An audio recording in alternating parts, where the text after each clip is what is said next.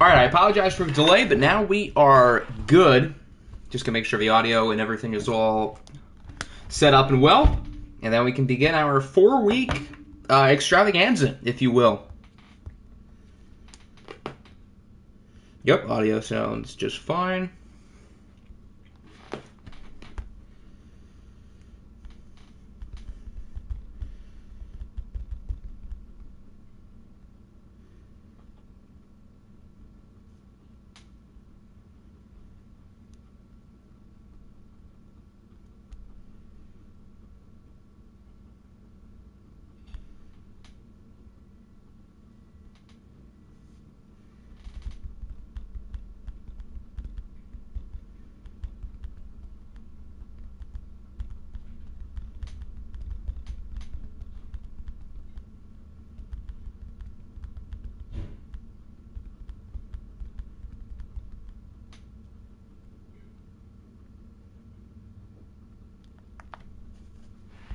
All right, now we should be good. We've got weeks 11, 12, 13, and 14. All the roster stuff is set up, so we're all good there.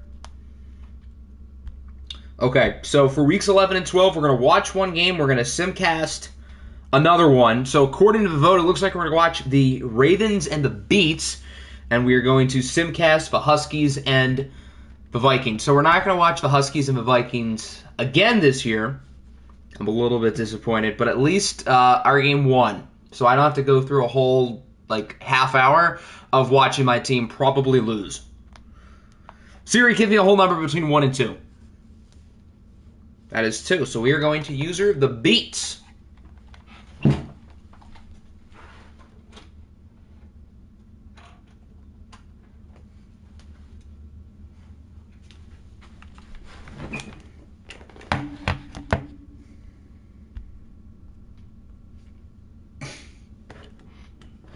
Your roster exceeds the maximum of 50. Yay. Okay, so Bacher's going to have to cut somebody.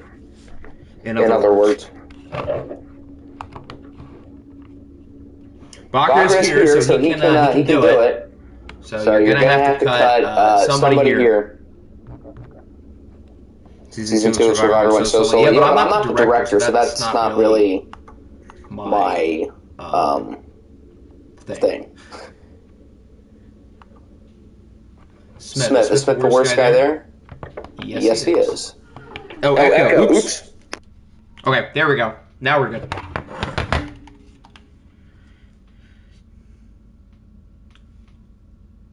And the Ravens roster is more than 53 players. Woohoo.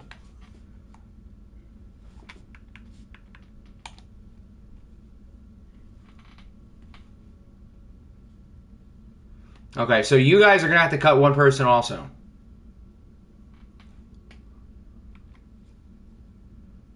We can cut Ligma Balls if you want. Anybody here you want to cut? Imagine being over 53. Facts. You guys are way under 53. I think the Niners have 2 or 3 completely open roster spots. Because you guys, with your trades, you gave up more players than you got. So you guys have 50 or something. I don't remember exactly, but it's 50 or 51.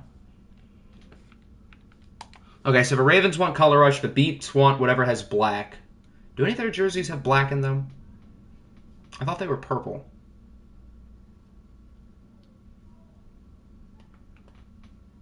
No, I'm stupid. They're black.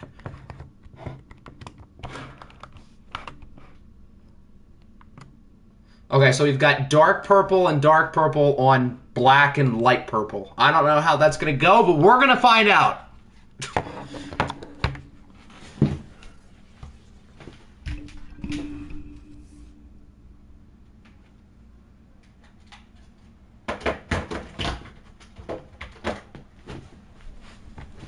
The first watch game of the day, we've got Dan leading the, 6-3?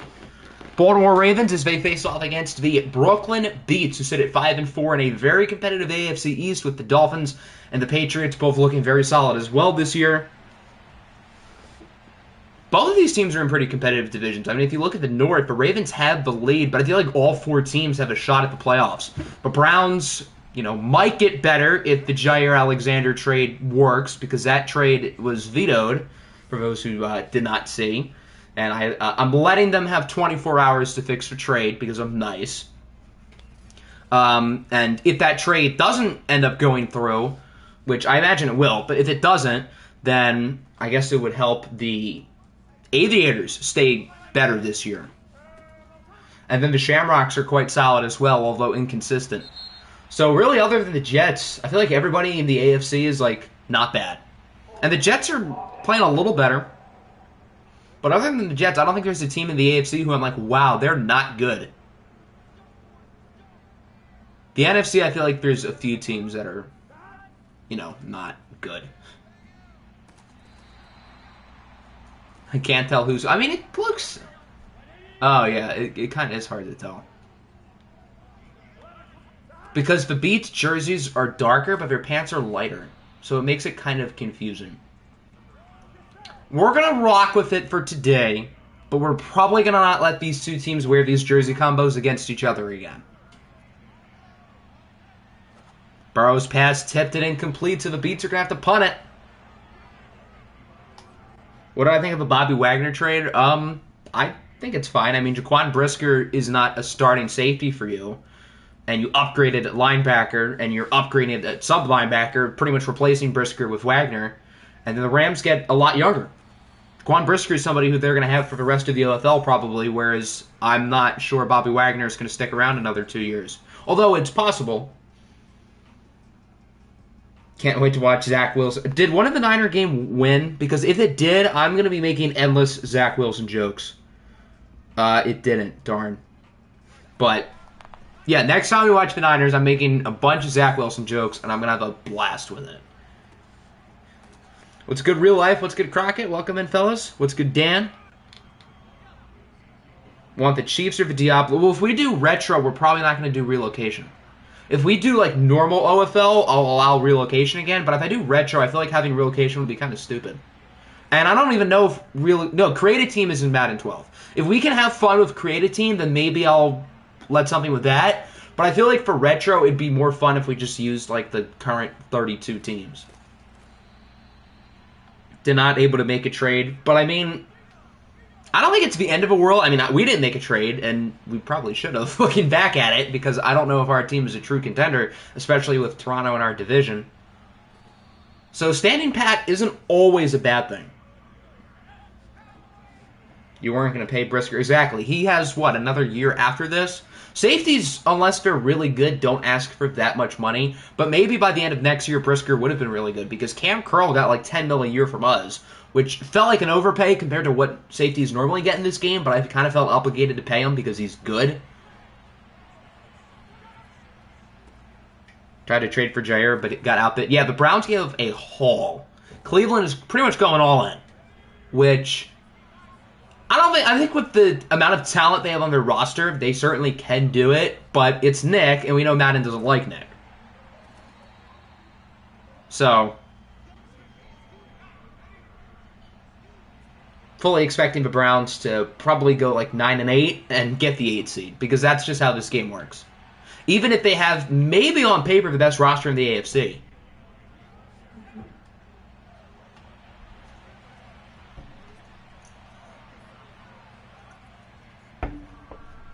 Who do I think is going to make OFL Bowl 18? That's a good question. It's also a question of what the Ravens are going to do on 4th and 3. Probably kick. Oh, they're going for it. I'll get back to my OFL Bowl predictions in a second. I am surprised to see them going for it. I would have kicked it. But I respect the ballsiness, and it works out. How is Dan doing? He hasn't really done too much so far, which makes sense because we're 6 minutes into the game. Anyway, who do I think is going to make the bowl? I don't think Seattle's going to win 3 in a row. I don't think they're good enough. I mean, if you compare Seattle, who's won 2 in a row, to the OFL 2049ers, who won 3 in a row, I think the OFL 29ers would beat them by about 30. I think we would run the current Seahawks team off the field within about 15 minutes. So I don't think the Seahawks have what it takes to win 3 in a row, although it's possible. But if I were to guess now, I feel dumb for picking Toronto, but the Huskies look unstoppable. They look unstoppable in sim and in watched. So I feel like I would be hard-pressed to pick against the Huskies at this point in the NFC. And then in the AFC, obviously the Pioneers are the favorite, I would say. You can make a case for New England. You can make a case for Baltimore. Maybe the Tigers, they're good and watched, or at least they used to be good and watched, maybe not as much recently. I feel like it's kind of a bad idea to pick the two really good teams, but I feel like my pick right now is the Huskies and the Pioneers. Why are they kicking? So they go for it on 4th and 3 at the 32, but they kick on 4th and 1 at the 5. What's the point of that? They have Jason Sanders. He would have drilled a 49-yard kick. That seems odd, but okay. That's stupid on the part of the Ravens, but whatever. They scored. Leave it to EA. Normally, there are a lot of times where I disagree with them choosing not to go for it. That first time, they should not have gone for it. They should have kicked the 49-yard field goal. Jason Sanders would have made it. If you're going to go for it on 4th and 3, why not go for it on 4th and inches when you're closer? That didn't play calling at its finest. Not like my offense will do anything. Well, Bijan Robinson just had a nice run, so you might have jinxed it.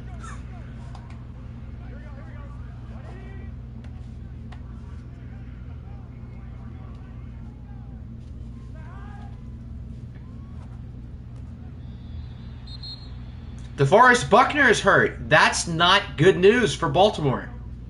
That's not good news for them at all.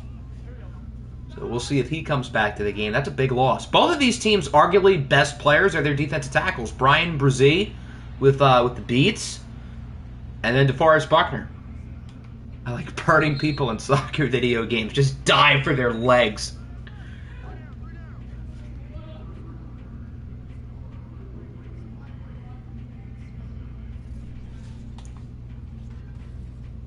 Bolo, 1-yard check down. Leave it to EA. Now 3rd and 7. Nice throw from Burrow. That's a big gain. Still on his feet. That's Bijan Robinson again. I bet them with bats. Oh, fun.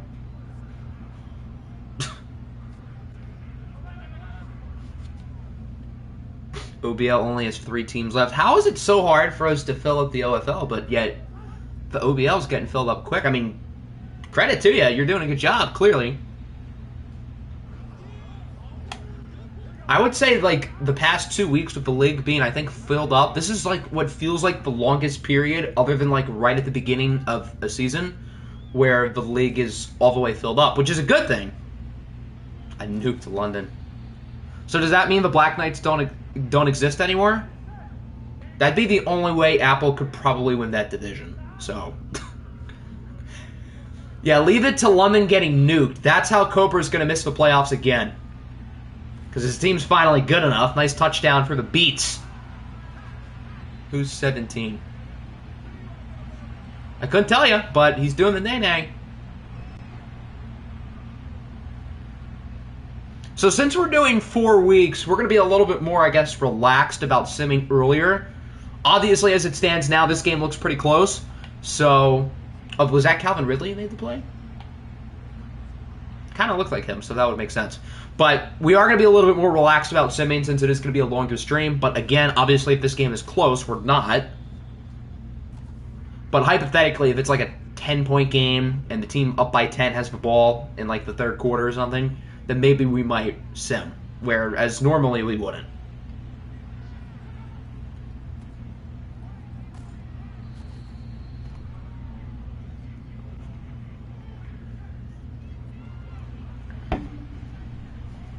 Nuked every city except for Ballsville.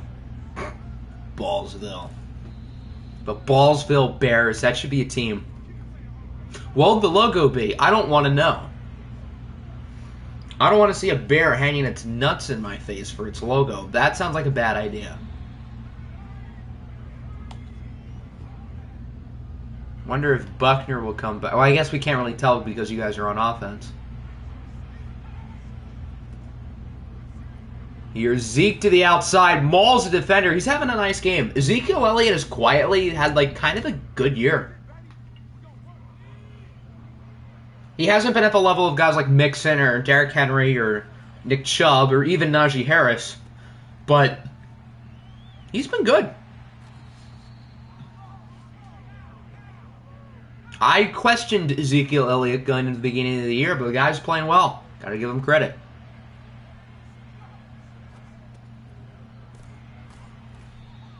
The Ballsville Bears beat the Browns 49-0. Dan has 4 completions for 20 yards. 420, blaze it.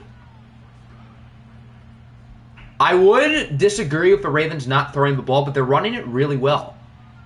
So I don't really have... If they're going to keep running the ball as well as they are, why stop? Just keep feeding Ezekiel Elliott. I mean, if they're going to throw the ball well, too, then cool, mix it up.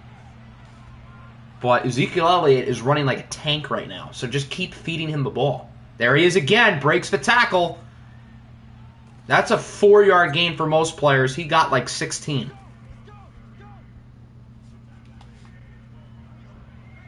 He's got to be close to 100 yards by now.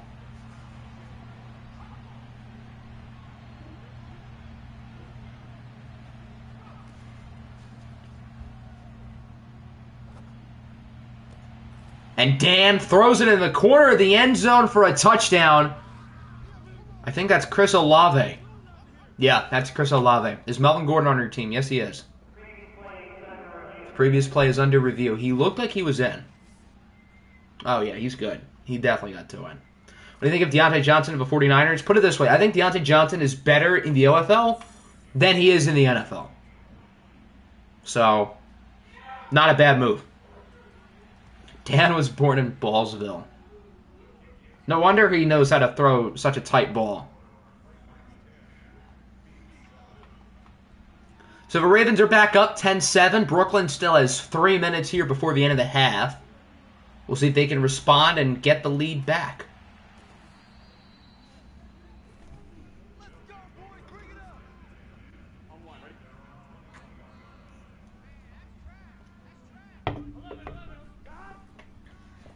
I'm here. Did we win? This is the first game today, so we haven't simmed anything yet. Ooh, it's a strip sack at the goal line, and it'll be a scoop and score for, I'm pretty sure, Kayvon Thibodeau.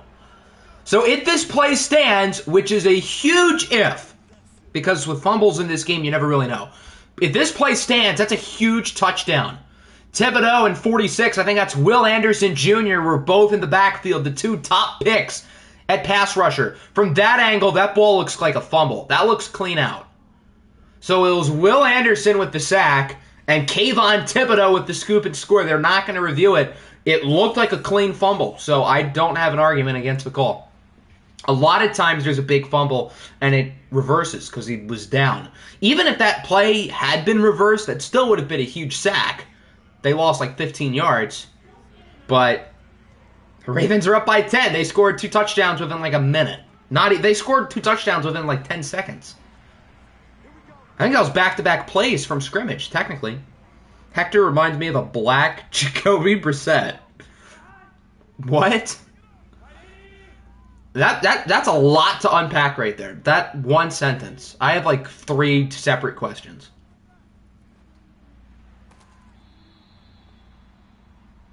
So now the Beats got some work to do. They're still 100% in this game. They're only down by 10. But who started with the ball? I think Baltimore did, right? Yeah, so the Beats do start the ball in the second half. Bijan Robinson's having a nice day. What's the questions? I mean, first of all, how does Hector remind you of Jacoby Brissett? Because Hector's better. And then he reminds me of a black Jacoby Brissett. So you're implying that Hector is black and that Jacoby Brissett is white. So, yeah, I've got a lot of questions. There's a nice... You guys, did the beat start with it? I might be wrong. Oh, yeah, you're right. The beat started with the ball. So the Ravens open up with it in the third quarter. Both running backs are, in fact, having themselves a day. They've been the 2 best offensive players today, I would say, probably by far. There's a good throw over to Dawson Knox. He brings it inside the 10. Burrow's throwing numbers are pretty good. He did have that really bad sack, which turned into a fumble, which turned into a touchdown. But he's throwing the ball pretty well. Both quarterbacks are throwing the ball pretty well. Now he's 6 for 9. Nice. Trey Sermon is better than 80% of the starting. Then why did you try to trade him for Najee Harris? I mean, you didn't even DM me. You asked me in like the server, so we can pull out the receipts. I don't think he was in. Why are they reviewing this? But you wanted Najee Harris, bud. You know, he might be in. That's Freddie Facker. You know, he might be in.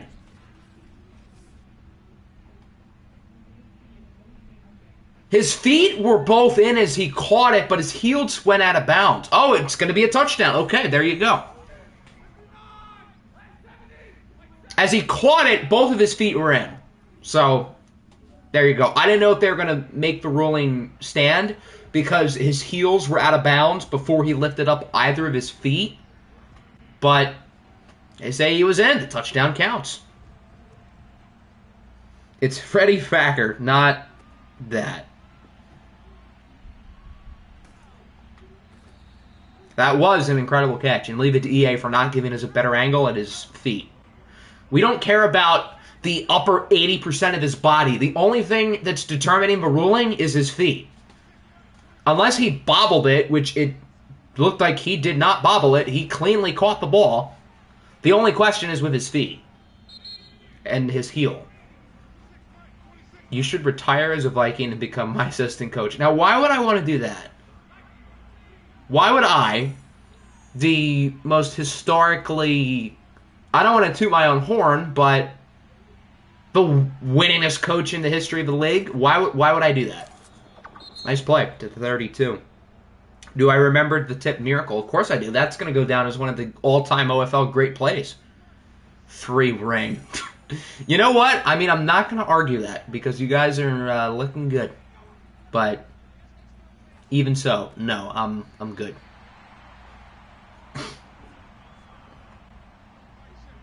Why run hurry up and then call a timeout? In the game's defense, at least they do that to everybody. So everybody gets screwed by that.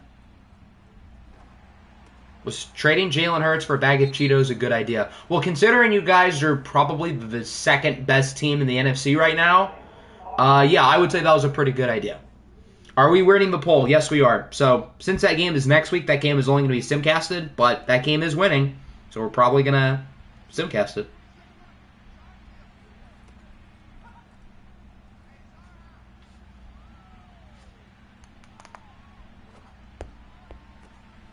Nice throw on 2nd and 24. Was Boomy trading for Hector a good idea? Well, Hector's team hasn't lost, so I would say that was a good idea. They ran no huddle and then they wasted literally 20 seconds and then called the timeout. That's funny. So they're probably going to kick. Yeah. EA Sports, everybody. EA Sports.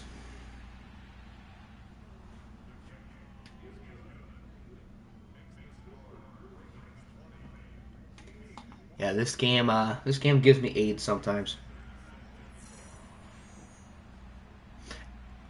Yeah, that was only 3rd down. They could have ran the no-huddle and ran another play or called a timeout right after the receiver was down and had 30 seconds.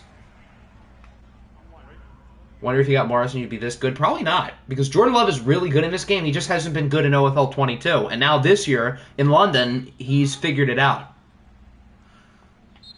So we're going through 4 weeks, but we're not watching 4 games. We're watching 2 games.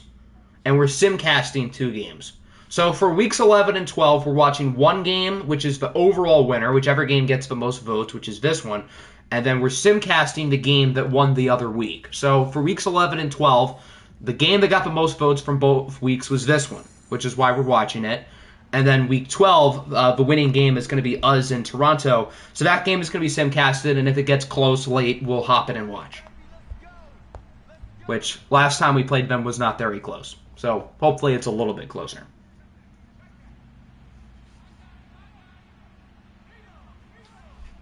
You want to get rid of your whole defense. Well, I mean, you can cut them and sign guys in waivers, but then your defense would be worse. Although, I'll take Brian Brzee off your hands. I'd be happy to. Although, the trade deadline's passed, but I would still be happy to take him off your hands. You should do a toilet bowl stream. Now, why would I do that? So what have you missed? Ezekiel Elliott is going off for the Ravens. Bijan Robinson is going off for the Beats. Zeke has been a little bit better, and that's why the Ravens are winning. And Joe Burrow had a really bad fumble. Has your corner room gotten better? I mean, I guess by default, because that was your team's big weakness. Haven't seen a single good tackle all game. Well, right as you said that, that was a pretty nice tackle from Bryce Callahan. And Dan, both quarterbacks are playing quite well, too. Dan has been playing well. Zeke just murdered it, dude.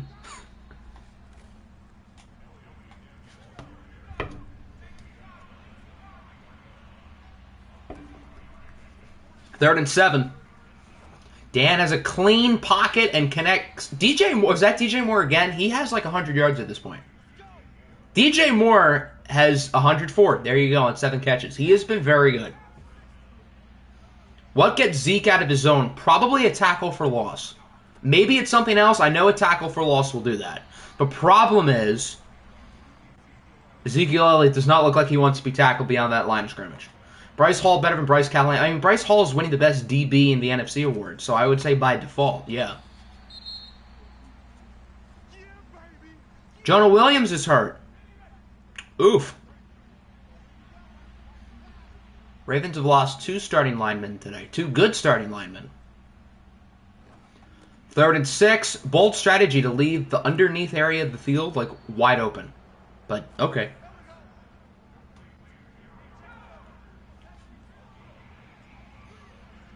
Do you guys play Apple again? I don't know off the top of my head. I guess we'll have to check. I'll trade Hall for your best player. Well, here's the thing. The trade deadline has already passed, bud. And he would be like my CB4. So, I'm good.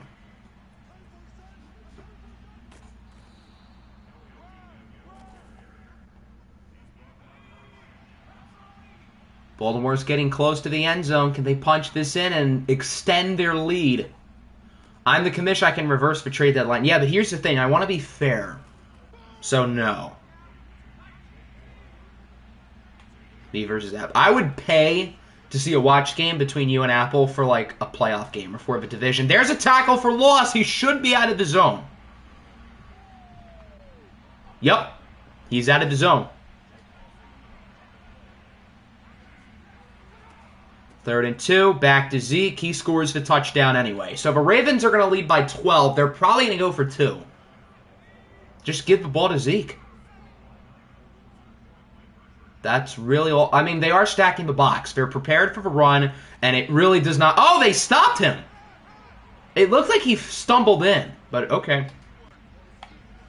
Who's better, Game 6 LeBron or Hector on 4th and long? I'm going to pick Game 6 Clay over both. Bought 2K22 today. Nice. What's good, Nick? Welcome in. Why do we play the let's not play any defense strategy? That's a good question. Is your defensive coordinator available for the media after the game? Bijan Robinson does not want to be tackled. These 2 running backs are literally menaces.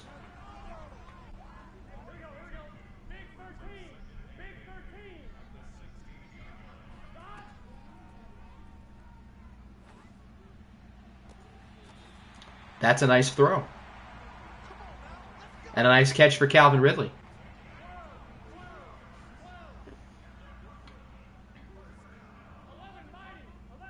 Stole the words right off my keyboard. See, great minds think alike.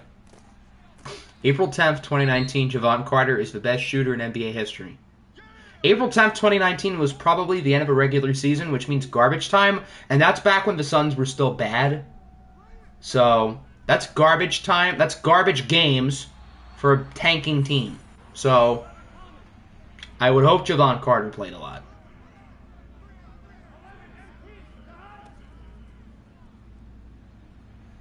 Third and 5. Burrow's under pressure. That's going to be a roughing the passer, I think.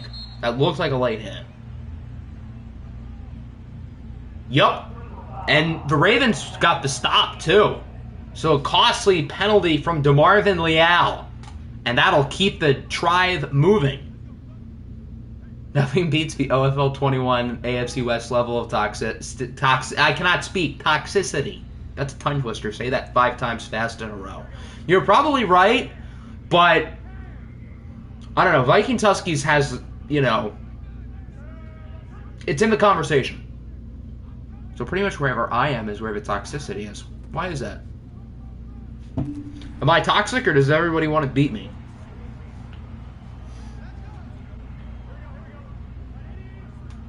I'm also bad at Amanyas. Well, here's the thing. I haven't played in like 2 years. So that's why.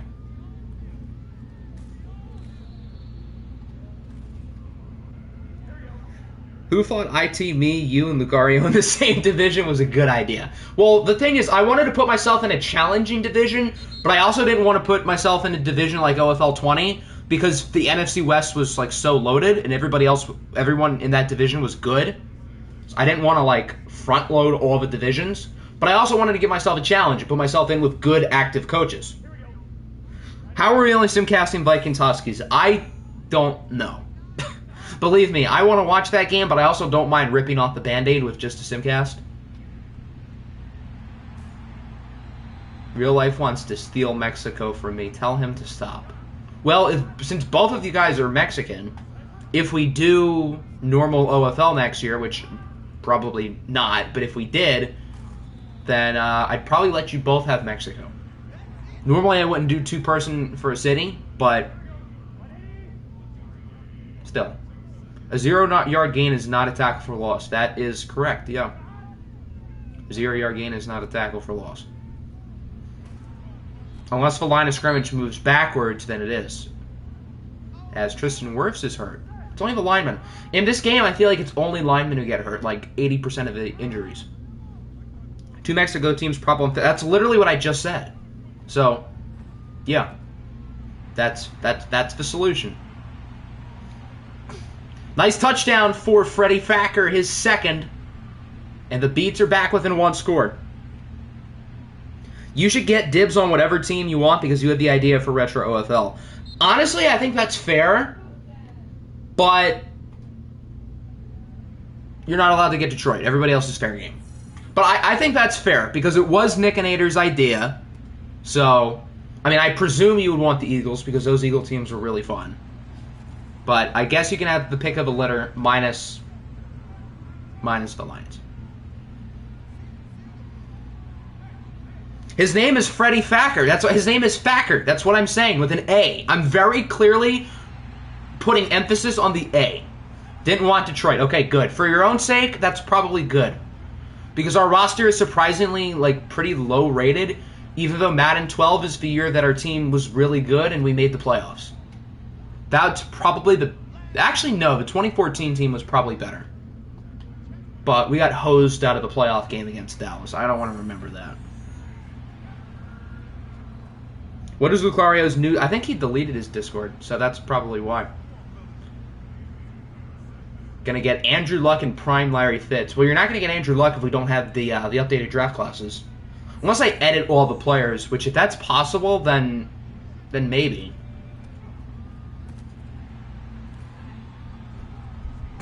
If the Ravens score here on this, if they score a touchdown, we may contemplate simming, even though it's a 2-possession game, again, since we're going through 4 weeks. If they don't score or only get a field goal, then there's no reason not to keep watching. Oh! Well, I guess the Ravens just took the words out of my mouth. 62-yard score for Darren Waller, and they bring the lead up to 12. Okay, so there's what, like 6 minutes left? Obviously, normally we would keep watching, but since we're going through 4 weeks, then maybe we want to sim unless it gets closer. I'll have a vote. If you want to sim, say sim. If you want to watch still, say watch. We know that's unfair. I said like a good 20 minutes ago, if it's a 2-score game in the second half, we will contemplate simming. So, I said that well before Baltimore had a nice lead. Sim, watch, sim. I see more sims. So, if the game is close, we will hop back in. But If not, we will keep simming. We're not going to sim fast. 4th and 8. They convert. If the Beats score and they get a stop, we'll probably hop back in. Okay, they don't score. 3rd and 4. 14 for DJ Moore. Yeah, now they just got to run the ball. 3rd and 10. Dan gets 3, so they're going to punt. Yeah, that's smart. That was a good punt. He got it to the 2.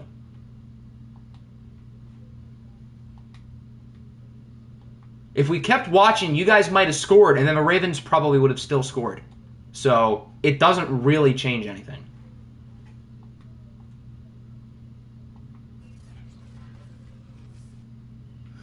So I don't think we had any points scored after the Simcast. The Ravens end up defeating the Beats 33-21. Good victory here for Baltimore. They get their 7th win of the year. The Beats fall down to 500. Very efficient game for Danny, only threw 2 incompletions. I guess the interception must have happened during the sim for Joe Burrow.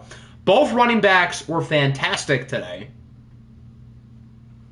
DJ Moore was also fantastic. Ridley played well. Oh, I thought Thacker scored twice. Did he not? He definitely scored twice. Who had their other touchdown? I could have sworn Burrow threw 3 touchdowns. He had the one to Ridley in the first quarter. He had the one from Thacker, which was reviewed and stood. I'm so confused. Yeah, Thacker scored twice. He scored in the 4th quarter, and he scored in the 2nd quarter. Why does it say incomplete? It says he was incomplete, but that was ruled a touchdown. So that's weird, but okay. Leave it to EA to find a way to do something stupid.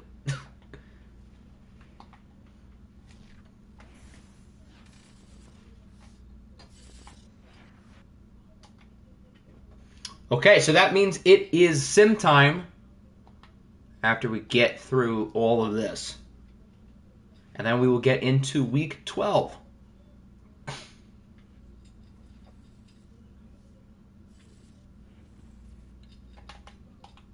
Wasn't Keith Weston on the Beats at one point? I think is he still there? I don't remember off the top of my head.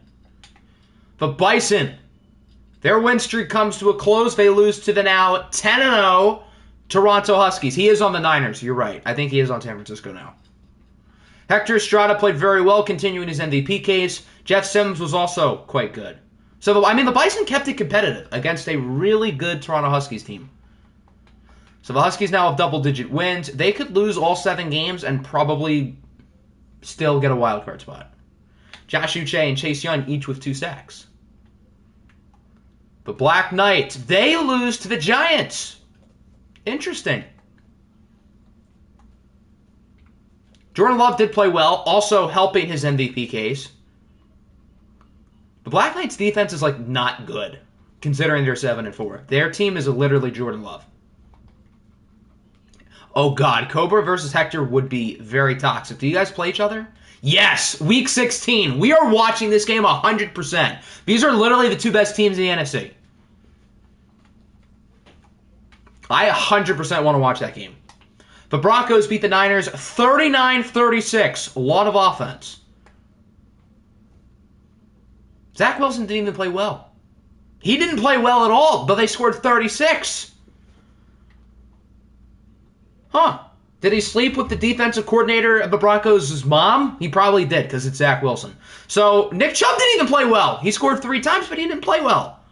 How did they score 36? Oh, Deontay Johnson was good.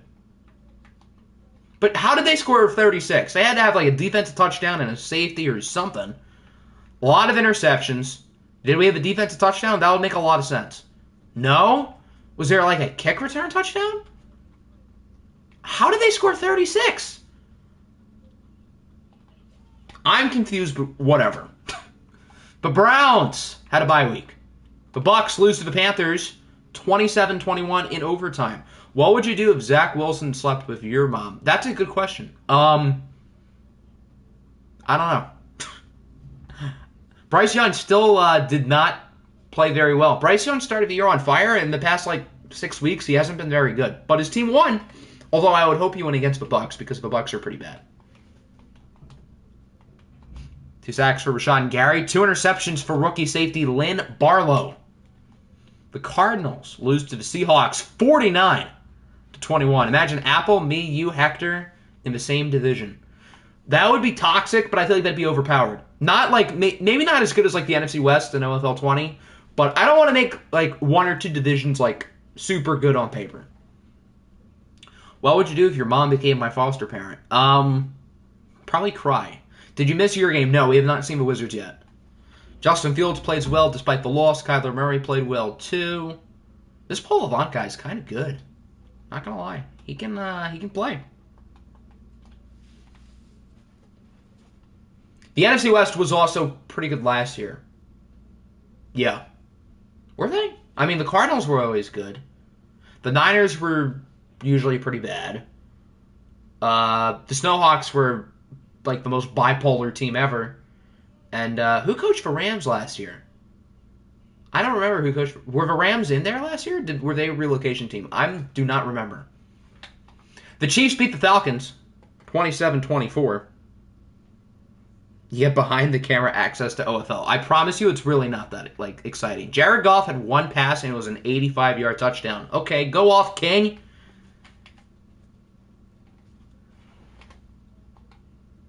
You beat the Chiefs. Yeah, but you also lost to the Jets.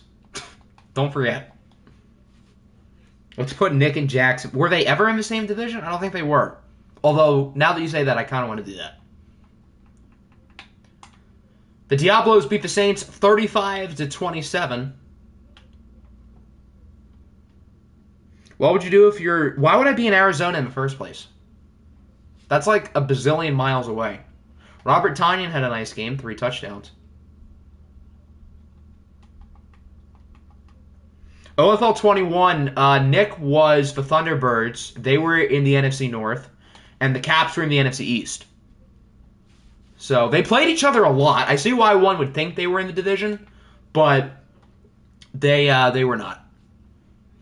The Dolphins beat the Aviators pretty big. Aaron Rodgers played quite well.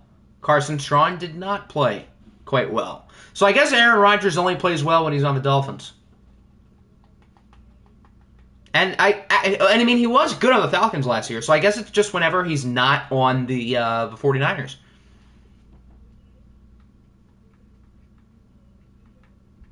We saw that. Did we see this? No, I don't think we did. Washington beats the Bats 31-27. Smirnov was a player. He never coached the Thunderbirds. But he did have an iconic Hail Mary in the Thunderbird Stadium, which, yeah, fun reminder. He owned the Thunderbirds, but Nick coached the Thunderbirds, if that makes sense. The Niners, we saw they lost. The Giants won. The Giants have won a lot in a row. They've won 4 in a row after losing 3 in a row. They're a very streaky team, but they're pretty good. So basically, he owns the T-Birds. Yeah, pretty much. The Huskies won again. The Jaguars lost again to the Wizards. Orlando had a safety in there. Okay. Rumor has it the Dolphins don't force you to get vaccinated, and that's why he didn't do good. Oh, yeah. You know, California is a blue state, so they would probably be more on for the vaccine rather than Florida, which is, like, its own country. So, you know what? That makes sense. I feel like Aaron Rodgers would rather live in Florida than California, even though it's not like he's a Cali guy. It's not like he was born there or went to college there or anything. No, definitely not. No shot.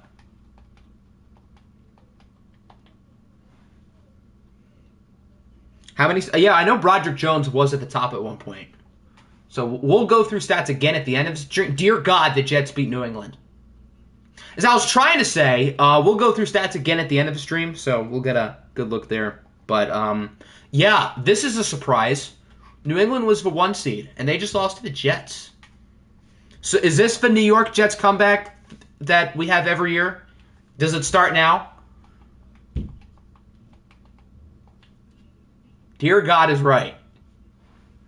Rodgers went to Butte Community... Yes, but then he went to Cal after Butte Community College.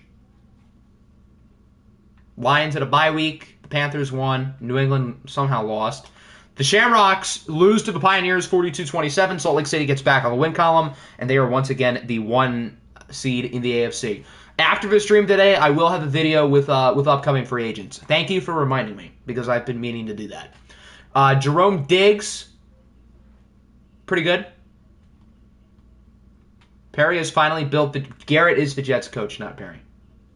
Joe Mixon was also quite good. So, Salt Lake City's 2 MVP candidates both looked pretty good today. The Rams, first game without IT, is a loss to the Bears, 45-17. Matt Corral was very good. DJ Uiagalelei was not very good. James Robinson went off. Javonte Williams in his Rams debut was pretty quiet. Can't wait to see what quarterbacks are free agents. I would imagine... I don't think there's going to be anyone that crazy. Because it's like... Everybody picked after like the 5th round of the fantasy draft. Most of the good quarterbacks were drafted before that. So, I mean, there might be some guys. I would say more so the other positions, it's going to be loaded rather than QB. And then next year, everybody's going to have to pay their quarterbacks. Did we go through everybody?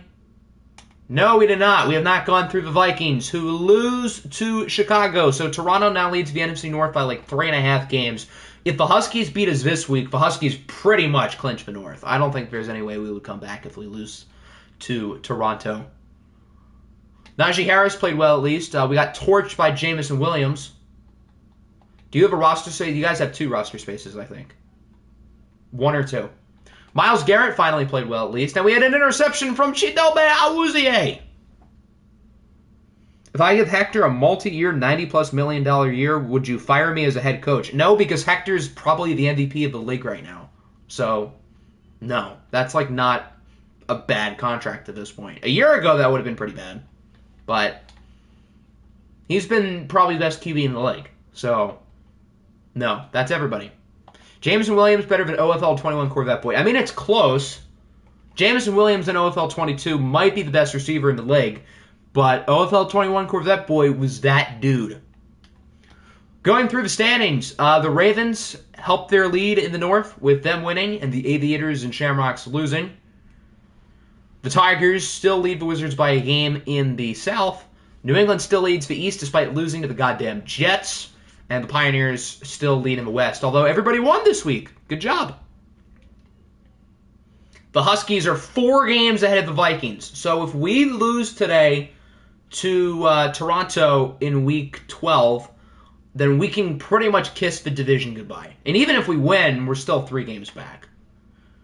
The Panthers and Saints are 5-5, tied for the lead in the South. The Giants and Black Knights are tied for the lead in the East. The Giants are very quietly 7-4, yet they have a negative point differential.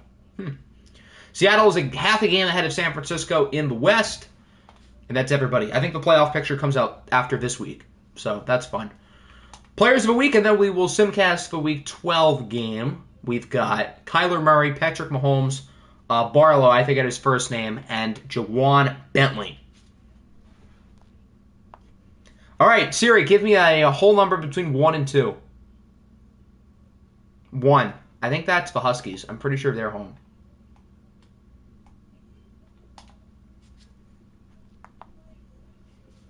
Hector keeps getting robbed. I mean, he probably should have gotten it over Kyler. Now that I think about it.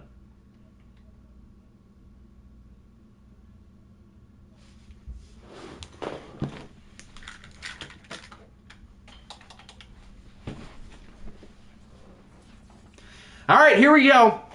Our chances of winning the NFC North are pretty much on the line today. Look at Malik Willis' face. He does not want to lose this game. And I don't really want him to lose either, because I don't really want to lose this division. Good start. Toronto answers back. The Huskies go to 11-0 with a win. Okay. That was quick. So both teams just scored within like seconds. Toronto's now up 24-21. This game is tight. Toronto scores a field goal. All right, we're going to move slower. Vikings had the ball on the opposing side of the field. 1st and 5. Good. 2nd and 1. Good. Keep it moving, fellas. Nico Collins gets 15. 3rd and goal. Yes, Michael Pittman puts Minnesota ahead 28-27. We might hop in at some point. 4th and 1, we get the stop. Okay. Depending on what happens in this drive, we might hop in. 2nd and 19, Willis gets 4, 3rd and 15, incomplete. I'm going to hop in. Okay, we're punting. Good. I don't know why we wouldn't not punt. So Toronto gets the ball back down 1 with 4:19. Can Hector Estrada Jr. lead what could be a game-winning drive? The undefeated season is on the line. Can the Vikings get the win? Defense, I need you. That's a pretty good start. Okay. Hector clutch factor has been activated. The problem is he doesn't have any zone abilities. So, 2nd and 7, it's a pitch to the outside, and Sermon's going to go backwards. Okay, good stuff. I think that's Patrick Queen who brings him down. Now it's 3rd and 8. Hector launches a prayer for the love of everything that's good. Jesus Christ. Mike Evans just put a guy on a poster. You know what? When Hector threw that ball, that's pretty much what I was expecting. So I'm not going to say I'm surprised. And now the Huskies are going to go for 2. Look to make it a clean 7-point game. Hector's under a lot of pressure, and he is sacked by Cameron Curl. I thought Curl was the guy who got mossed, but 20 got mossed. Who's 20? Oh, that's Greg Newsome, I think. Why is Greg Newsome like cheeks in watch games?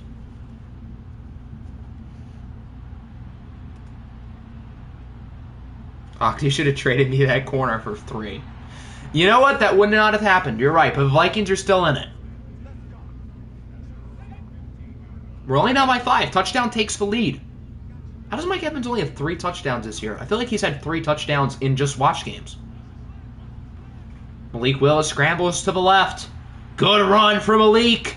He gets 19.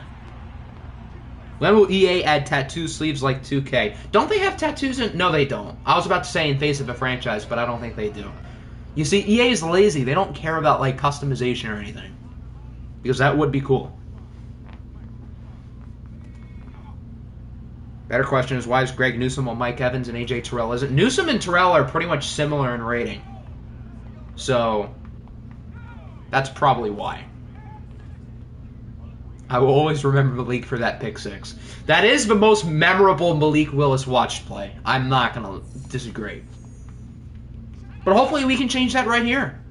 No one plays face of... I recognize that, but they let you customize, like, hairstyles and everything in face of a franchise, but they don't do that in franchise, which has always bugged me.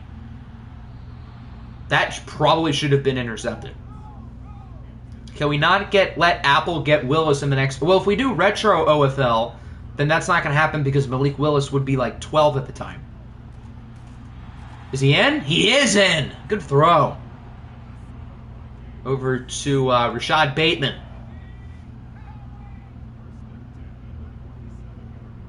Today is the day I dethrone Octi. Yeah, if everything goes well, you will dethrone me for the division. I wouldn't say for the most winningest coach ever, but for the division.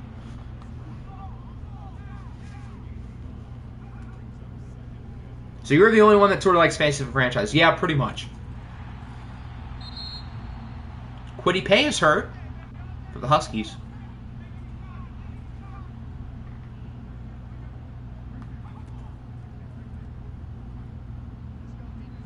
Malik is going to run with it again. If no one's open, just keep running it.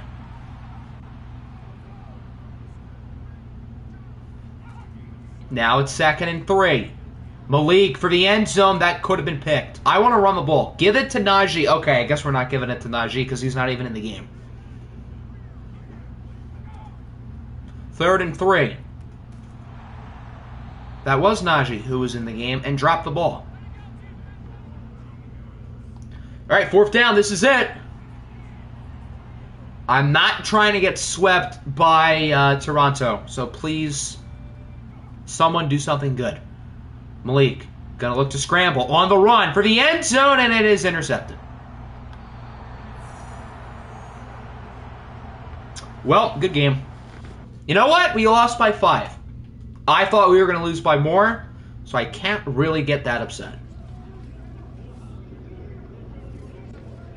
So the Huskies are now, what, 11-0, and the Vikings fall to 6-5. Since Toronto had... Hector didn't even play that well.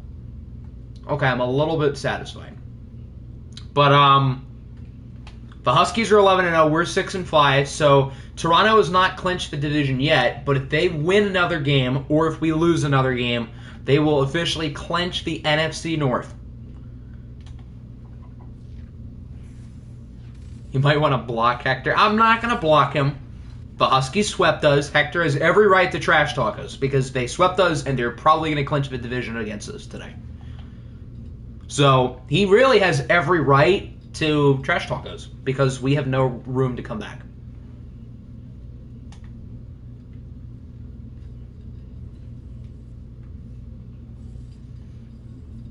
The only time I root for Hector is when it's against Octi or Division.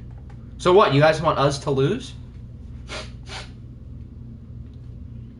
Alright, we're going to start the Jags. They beat the Dolphins 37-28. 7 to the end of the season, no balls. You see, here's the thing. Nobody wants me to do that. So I'm not going to do that. Aaron Rodgers, 3 touchdowns, 3 interceptions. That's what happens when Aaron Rodgers is back in... Well, no, he plays in Florida regardless. I'm stupid. Never mind. Derrick Henry was quite good. So was Julian Fleming and rookie Kerry McCoy. Max Crosby, 2 sacks. Jordan Battle, 2 picks. Roll Tide. The Jets, ooh, they put up a fight, but they lose to the Cardinals 20-17. Elijah Chisholm plays well again. He outperformed Justin Fields very slightly. A couple of former Georgia boys.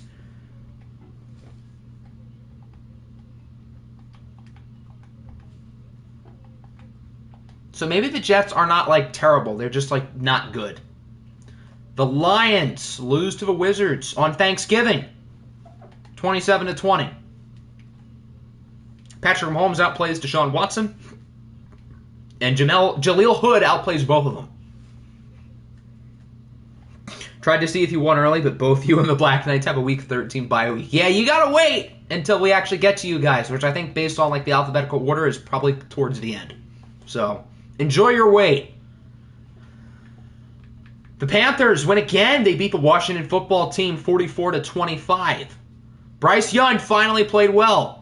Justin Herbert got sacked 7 times. Jalen Reagor, hello, how you doing?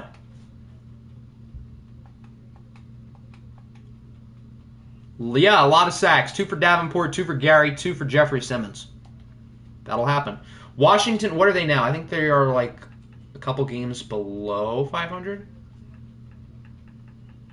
Yeah, they're like 5-6. Yeah, I think that adds up to 5-6. New England, after getting killed by the... not getting killed, but technically getting killed by the Jets, because any form of loss against the Jets is getting killed by them. They destroy the Bisons, 34-10.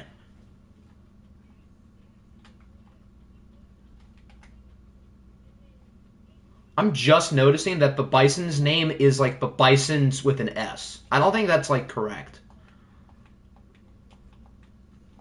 Isn't it just bison with no S? Since when is bisons a word? The Pioneers lose their 3rd of their last 4 games to the Chiefs. Now, 42-24. Jerome Diggs still played well, but Josh Allen did too. Joe Mixon was fine, so it clearly wasn't the offense why they lost. I guess allowing 42 points will do that to you. The Rams win against Atlanta in overtime. Brady Boatwell was pretty solid. DJ Uiagalelei was not pretty solid, but DJ won. Javonte runs for 101. Chris Godwin plays well. You play the Pioneers in Week 13. Well, good luck, although the Pioneers are kind of cold. The Falcons fell off. Well, they did trade Aaron Rodgers, so that'll happen. The Ravens win again. They demolished the Shamrocks 42-14. Be optimistic. Your team has a brighter future than the Lions. Is that like the OFL Lions or the real life Lions? Because if you're referring to the real life Lions, I'm here to tell you you're probably wrong. Dan has thrown 5 incompletions today through 2 games. Good for him. He's kind of balling out. So the Ravens are, like, legit good. Not that we needed to know that. We knew that since, like, week 6. Who users Atlanta? Bubba users Atlanta. The Saints beat the Browns 28-6. Happy debut game, IT. So does IT literally kill everything he touches? Because Russell Wilson, who's been incredible this year, throws for 3 interceptions and has a passer rating of 28.5. IT was fine, 14 for 50 with a touchdown. I guess he could have played worse.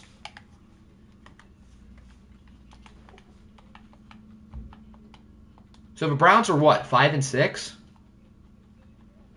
Seattle wins 3 in a row. They beat the Bears. Is this where the Seahawks, are starting to come along again? They sleepwalk through the first half of the year, kick it up another gear the second half of the year, and then sweep through the playoffs. 2 sacks for Cameron Jordan, 1.5 for Micah Parsons. Why hasn't EA changed Deontay Harris's name? Did he change his name? Why would they change his name? It's Deontay Harris. IT's yards per carry was 3.6, so it was not above 4. I hate to break the news. Wow, the Shamrocks have not won more than 2 games since week 5. The Tigers lose to the Beats, 28-17. Joe Burrow and Tom Brady both played pretty good.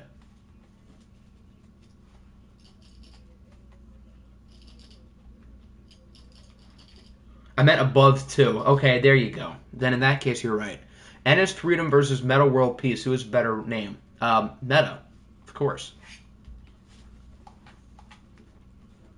Look at this beautiful losing streak. Oh, we only lost to them by 3? I feel like we lost to them by like 15. Okay, I guess I'm wrong.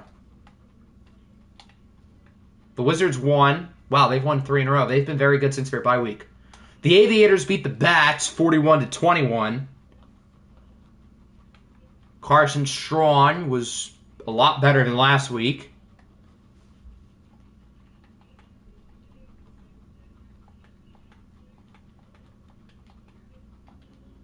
Like how the Ravens and Huskies are both very good. And the Black Knights as well. The Ravens, the Huskies, and the Black Knights were the 3 worst teams in the league.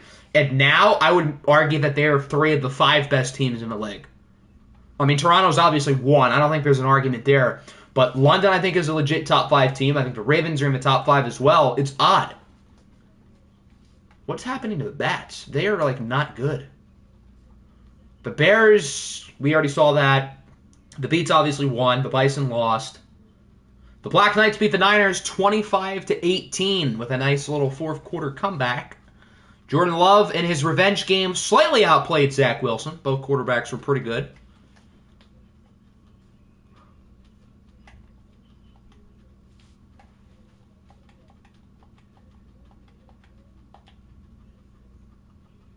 The Broncos lose to the Diablos by 1, 28-27. Marlon McWidget, what a guy. Cookie Banana scores twice. User player.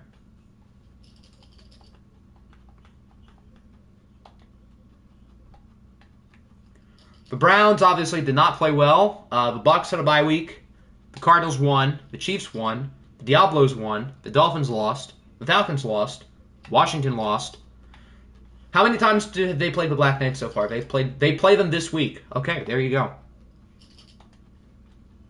I know Cobra had asked earlier, so yeah.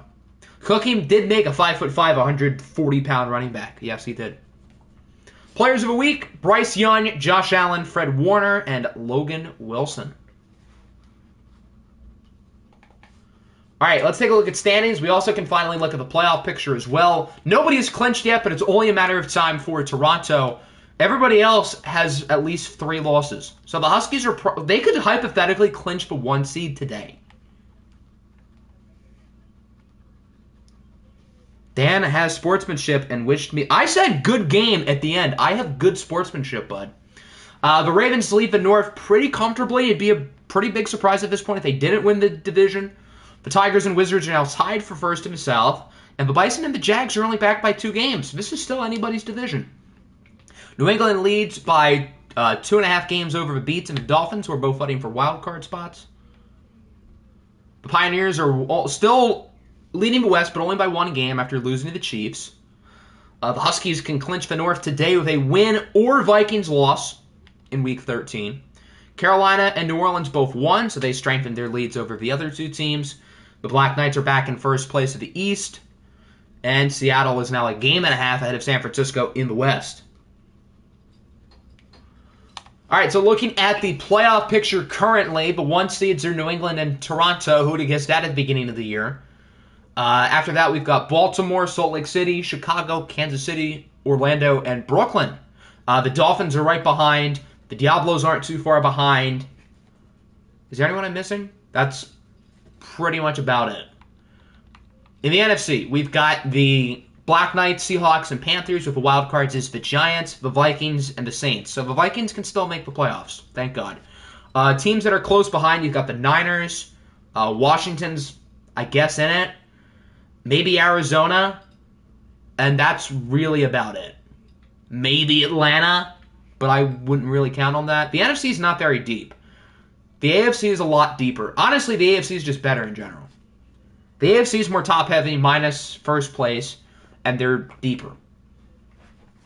All right, weeks 13 and 14. I don't remember who won these games. So for week 13, we have a tie between the Browns and the Giants and the Jaguars and the Patriots. This is going to be a simcast game because for week 14, the Browns and Aviators will be watched. So keep in mind, we are already watching the Browns in week 14. So if you would like to simcast the Browns and Giants, type in mac and cheese for Mac Jones. If you want to watch the Jaguars and the Patriots, type in truck for Derrick Henry.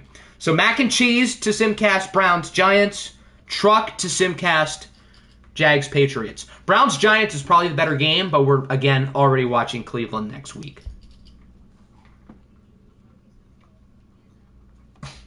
And this game is being simcasted regardless, keep in mind. So it's not a big deal. A lot of trucks. I'm putting you guys on the poll almost every week. I'm trying to get the Black Knights a watch game because I really want to watch you guys. So I'm trying. I'm trying to get you guys a watch game. Okay, pretty much everybody says truck. Siri, give me a whole number between 1 and 2. 2. I think New England is home, so we will user them.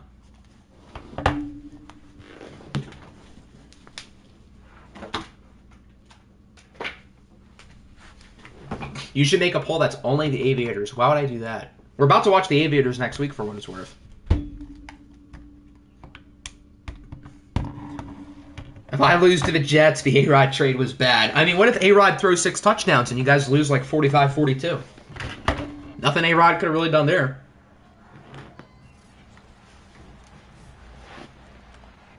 Can Derrick Henry carry the Jaguars to defeat the New England Patriots, who lost to the Jets a couple of weeks ago? Can we get Echo Octi? You know what? We'll do Echo Octi for the second quarter. Wow, the Jags had a safety. I hope your eardrums aren't bleeding, by the way. 5-20. That might be the weirdest score I've ever seen in my life. The Echo's gone. I imagine it was kind of not good. Why did the Patriots have a new stadium? You're right. I didn't even notice that. They have a totally new stadium. All right, New England should probably win this game. We're going to sim a little bit slower. They have the ball. They're up by 15. This has to be like a scoregami. The Jags score. Okay, they're within 8.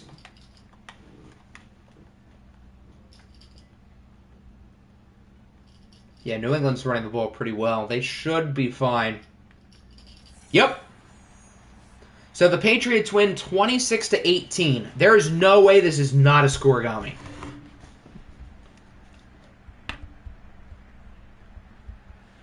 Who scores 26-18?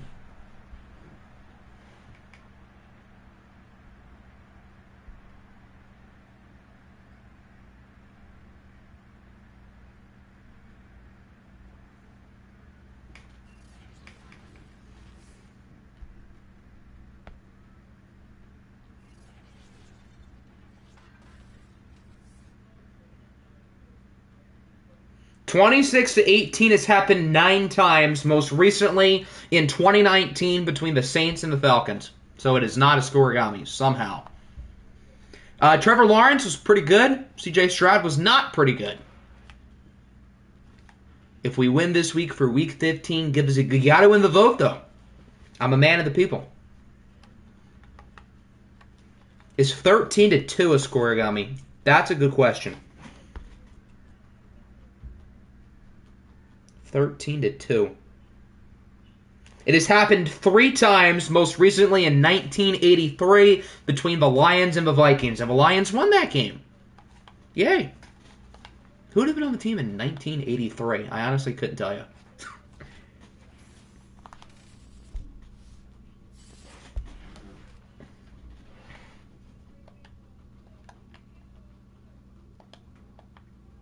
All right, it is sim time once again. Brandon Cooks continues to be underrated. True dat. Don't let people control you to do dangerous things like give Hector... Why would I give Hector control of the server? That sounds like a terrible idea waiting to happen. Anything before the 90s shouldn't count because offense didn't exist back then. First Lions win in franchise history. Yeah, Barry Sanders was a beast in middle school back then. He would have been in like 8th or 9th grade. Is 49-0 rare? Probably. I bet it's happened before, but it's probably rare because that is one hell of a blowout. The Pioneers beat the Diablos 45-42. A lot of points. Baker Mayfield throws 4 touchdowns. Jerome Diggs throws 5. Jerome Diggs is a legit MVP candidate. He has been like really, really good, and so is Joe Mixon. I don't think you can have the two of them being on the same team. I don't really feel like you can use that against them. Is 6-9 rare? Not in the OFL. It's quite common, or at least it was last year. Rams had a bye week. The Ravens lost to the Aviators. Wow. 31-2, I can imagine, probably has never happened. So that's pretty rare. Hector is the black Jerome Diggs. Carson Strong, 5 touchdowns. A lot of good quarterback performances today. So the AFC North gets a little bit more interesting, which is good, because we're watching the Browns and the Aviators this week. So, not to say I was rooting for Columbus here, but this does make the AFC North a little bit more intense. Jair Alexander had 2 picks. Keep in mind, he is still with Columbus. Although, this might be his last game on the Aviators before he gets traded to the Browns. So he gets to see what his new team is like. What if Jair Alexander is like a game-winning pick 6 against the Browns and then is traded to them? That would be funny. You know, now that I say that, I hope that happens. I hope Jair Alexander is like a ridiculously good game against the team he's about to be traded to. That would be hilarious. I need it. If you had cancer and my make-a-wish was to meet you, would you accept? I probably wouldn't accept because I feel like you could come up with a bunch of better Make-A-Wish options, but if you really wanted to, then I guess I would. Because I'm nice. The Seahawks win streak comes to an end. They lose to the Chiefs 28-10. Both quarterbacks were pretty average. Have we seen the Cardinals? No, I don't think we have.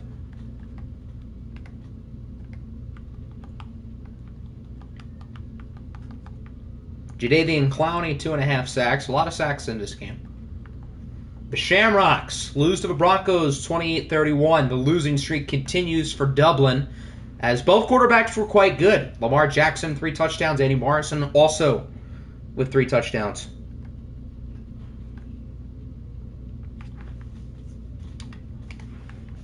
Don't the Niners play the Seahawks this week too? That would have been a fun game to watch, but I'm 99% sure you guys play against each other. Yeah, Week 14 and Week 16. Wow, this schedule is brutal. Seattle's last 5 games. The Niners, the Huskies, the Niners again, the Giants, and the Patriots. Those are 5 legitimately pretty good teams. I mean, San Francisco's like probably above average, but the Huskies are really good. The Giants are quietly really good, and New England's really good. That's a tough schedule end of the year. The Tigers beat the Bison 42-21. Tom Brady was very good. Kayshon Butte, 3 touchdowns. I would say the Huskies are above average. Yeah, I think that's fair. Please win, team, please. Yay, thank God. If we had lost to the Lions, I don't know what I would have said. Malik Willis, 4 touchdowns. Good stuff. We should still make the playoffs. Keep in mind, if Toronto wins today, they will win the division regardless of us winning this game. Had we lost, Toronto would have clinched the North. The Wizards lose to the Huskies, so there you have it. The Toronto Huskies at 12-0 are the first team to not only punch their ticket into the playoffs, but they have clinched their division. You're considering not going through with the Jair trade. Well, did you put like a new one in pending trades? You have not. Okay. So, yeah, you can change your mind.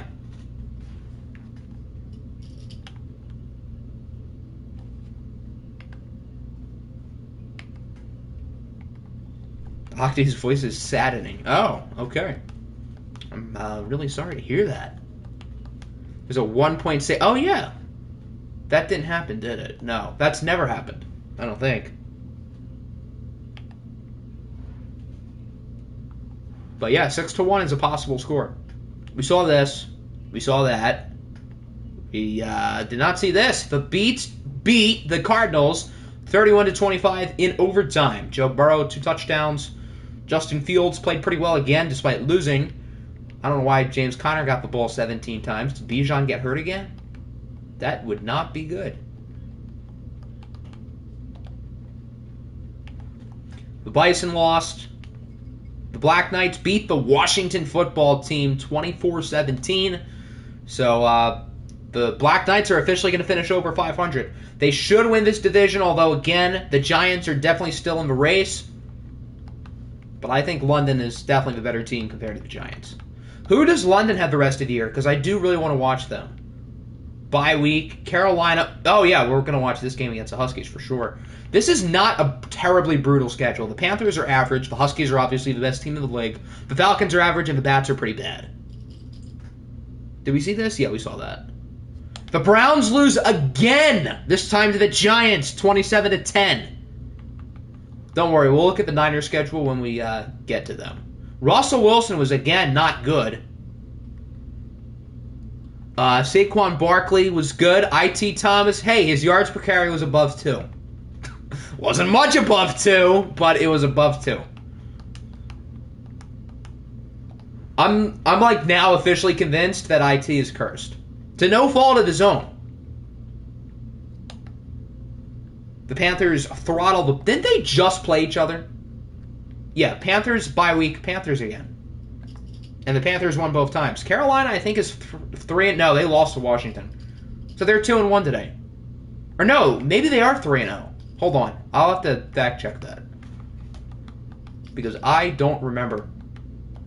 Did they beat Washington? I feel like they did. Yeah, because Joe Burrow got sacked 7 times. Or not Joe Burrow. Justin Herbert got sacked 7 times. So yeah, Carolina's very quietly 3-0 today. The Cardinals lost. The Chiefs, they won. Diablos lost. The Dolphins beat the Jets 28-21. Aaron Rodgers was very good. Madden 12 was for the 2011 season. I thought it was 2013. I got it mixed up too the other day. Because we were talking about like the draft classes or something in the Discord, and I was like, isn't Aaron Donald going to be in the next one? Or something like that. But no, I thought for whatever reason like it was a year ahead, but it's a year back. Maybe if IT didn't switch teams every year, he wouldn't be cursed. I mean, yeah, the Rams did win. Although that was last week. The Falcons had a bye week this week. Washington lost. Niners had a bye week. The Giants won. The Huskies won. The Jags lost. The Jets lost. The Lions lost. The Panthers won. That's everybody. Why does Madden skip a year? I guess because, like, the year ends. Like, Madden 22, the season ends in 2022.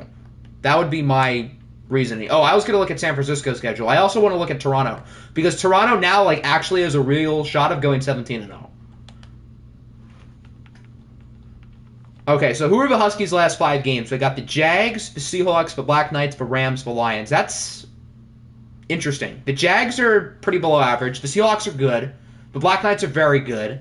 The Rams, I think, are below average, and the Lions are not that good. So you're facing off against 3 bottom 12 teams. And as for San Francisco, Seattle, Chicago, Seattle, Cardinals, Dolphins. The Seahawks are good. The Bears are pretty bad. The Cardinals are probably a little bit below average, and the Dolphins are a little bit above average. So this is like, since you're not playing anybody really good, I guess it's like not that hard. What is the Ravens schedule? Okay, we'll check the Ravens and then we'll go through standings and stuff. We can take a closer look at the schedules at the end of the stream. Carolina, Washington, Dublin, Salt Lake City, Columbus. This is pretty hard. Hold on, let me go back. The Panthers are hot. Washington is...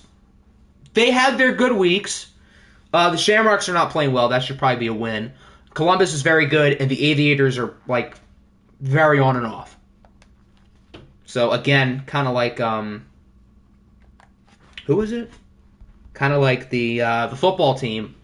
You can get a very good version of that team or a very bad version. Players of the week, Malik Willis, Tom Brady, Danielle Hunter, and Jerome Baker. Why does Apple just decide whether he wants to be good and bad? And then the team does the opposite. So the Huskies, it says they have not clinched the division yet, although they should, because they beat us twice. Toronto's probably going to be fine. They just have to win one more game. So the Huskies have clinched the division pretty much. The Ravens are trailing by 2 games against the Aviators and the Browns. This game between Columbus and Cleveland is really important. I'm kind of happy we're watching it because it's very, very important for both teams. The Tigers still lead in the South by a game. New England leads now pretty comfortably in the East, still by 3 games because all 3 of these top teams won. The Pioneers are still a game ahead of Kansas City. The Huskies have officially won the North. You guys are the only team who's clinched, yes. Carolina is now a game ahead of the Saints. Imagine if Toronto loses out. That'd be funny. Black Knights are half a game ahead of the Giants. The Giants still have a negative point differential. And the Seahawks are a game ahead of San Francisco. And these 2 teams play against each other twice within the next 3 weeks. Important stuff. All right, we'll take a look at the updated playoff picture, and then we will decide our user. Siri, give me a whole number between 1 and 2. 1. That is Cleveland. So I guess IT can pick his jerseys because Nick is not here. I want to compare the playoff picture from last week and this week. I want to see if I can pull it up. Okay, so in the NFC, the only big changes is that Seattle and Carolina swapped, and the Niners have jumped in at 7, replacing New Orleans.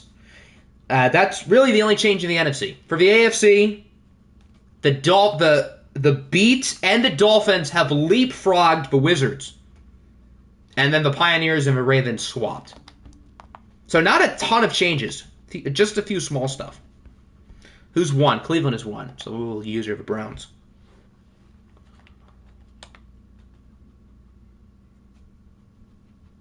You guys would have never thought that this guy joins an OFL would run the league. You guys are 12-0. I wouldn't say you've ran the league yet. Did it crash? No. Is it bad for everybody? It seems fine. All right, so I'd say your choices are the regular aways. You've got the regular homes.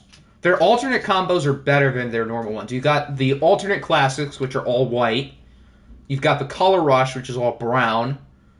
You can do brown and orange. I imagine there's an all orange option somewhere. Right? There's definitely an all orange choice. Yeah, you can do all orange. And the old ones I feel like are pretty ugly. Actually, no, they're pretty much the same thing. I think their new jerseys are better, though, over the past 5 years. Their last 2 jersey changes. Color Rush. Current Color Rush or the old Color Rush? So, all brown, that's the current Color Rush, if that's the one you're referring to. How much shots of Hennessy Browns coach is doing today before the game? That is a good question. Probably about 7. I think J.R. Smith coaches for the Browns now. That really would not surprise me.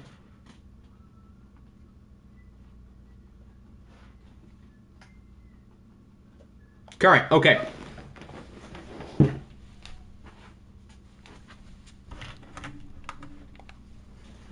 All right, now we're ready to rock and roll. Week 14, a really important game, and it's on primetime Thursday Night Football between the Aviators and the Browns. The final of 4 weeks we're going to get through today. So the Ravens lead the AFC North, but not by like that much. The Aviators are 6-6. The Browns are 5-7. Both of these teams are right out of the playoffs. So if Cleveland loses, then I don't want to say they're done, but they're pretty much done. If the Aviators lose, they're also kind of in a sticky situation. As soon as he said J.R. Smith, Ronnie2K tweeted at him, maybe I'm like a genie or something.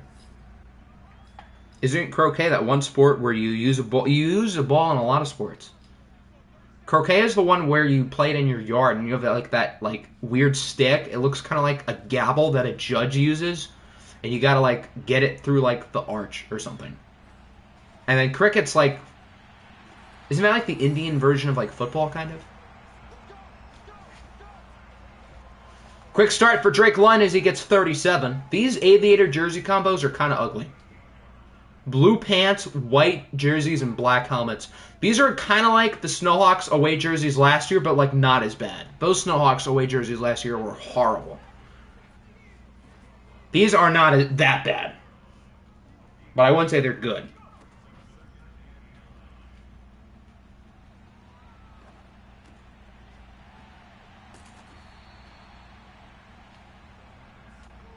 That's like I feel like the Husky uniforms look better though. It might be the helmet, although the Aviators have a cool helmet. So, I don't think it's that. I feel like this shade of blue doesn't go well with white, but Toronto's shade of blue does. I don't really know how to explain it, because they're pretty similar colors. But I feel like this is more of like a Carolina blue, and Toronto's blue is just more of like a sky blue. I feel like the sky blue goes better with white than like a Carolina blue. Although North Carolina makes Carolina blue look fine with white. Hard hit from Jeremiah Owusu-Koramoah is Travis Woodard, the rookie guard, I think, is hurt. He was a high draft pick. Like top 10 high, I think. Was he even top 10? He might have been. Currently fighting for your life on the toilet after eating a whole cheese pizza. I can eat a whole cheese pizza with my eyes closed, so. I mean, that's an accomplishment for most people, but I do that like damn near every day. I'm like a robot, I think. Hugh G. Rection is a bust so far. I mean, your team is 12-0, so he's got to be doing something right. How can you eat just cheese? Because cheese pizza is the best type of pizza, and I will not hear otherwise.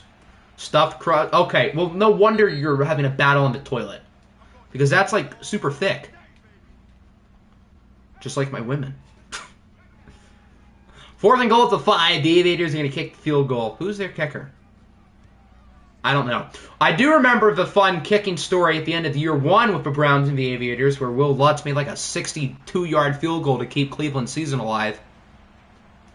Octi's going to have high blood pressure by the time he's 21. You would think, with some of my eating habits, you would think. But I guess I'm active enough to where that's, like, not an issue. You would think the YouTube kid, like, lays on his bed all day. But no, believe it or not, I do actually touch grass. Looking at some of the Madden 12 player ratings, I could get rookie Cam. That's true. Cam was a rookie that year.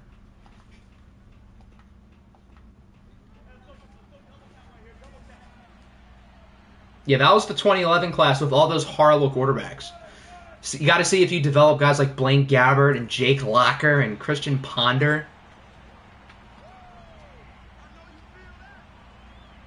I do not do OFL trades 24 hours a day. I do that like 10 minutes before a stream. So, unfortunately, no.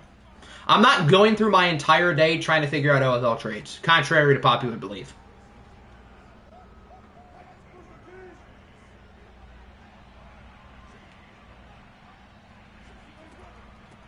Third and 2, it's IT Thomas. I forgot that he was their guy for a second. I don't know why. Got to fix Baltimore's Madden 12 receiver. Was that the year the Ravens won the Super Bowl?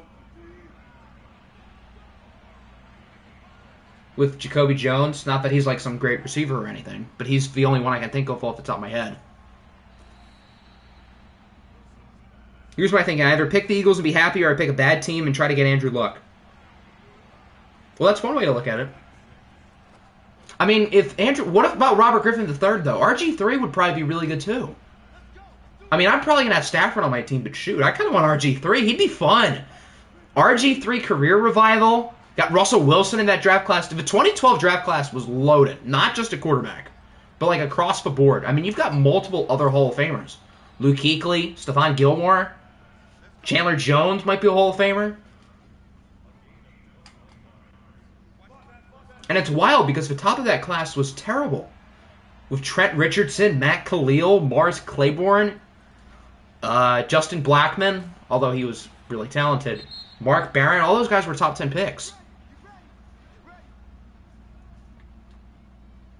Stephon Gilmore is still good. He's not as he's not a defensive player of the year type of guy anymore, but he's still good.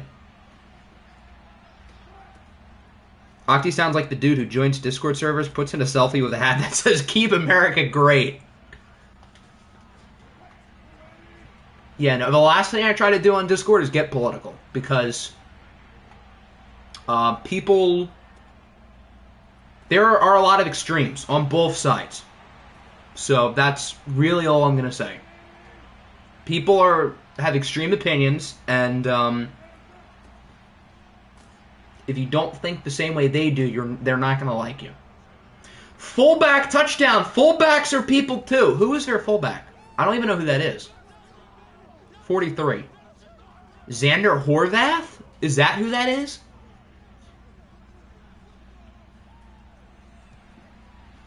I keep forgetting Anquan Bolden and Torrey Smith. You're right. Torrey Smith was good back then, and Anquan Bolden was good for like 15 years. He was like 38 one year with the Lions, and he was a legitimately good player. I think was that Kenny Galladay's rookie year? I think Anquan Bolden was like our wide receiver 3, because we still had Golden Tate and Marvin Jones, and then we had Bolden and rookie Galladay. That was a fun receiving core.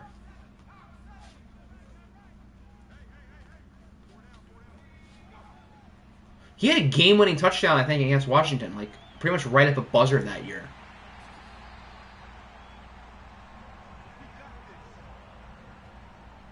There's Rondale Moore, a former Viking. Whoever picks the Bills gets a young Fitzmagic. Was he really that young back then? Because he was picked in like 2005. Octi also types, don't DM me if you are a liberal, been in a relationship before, or is Catholic.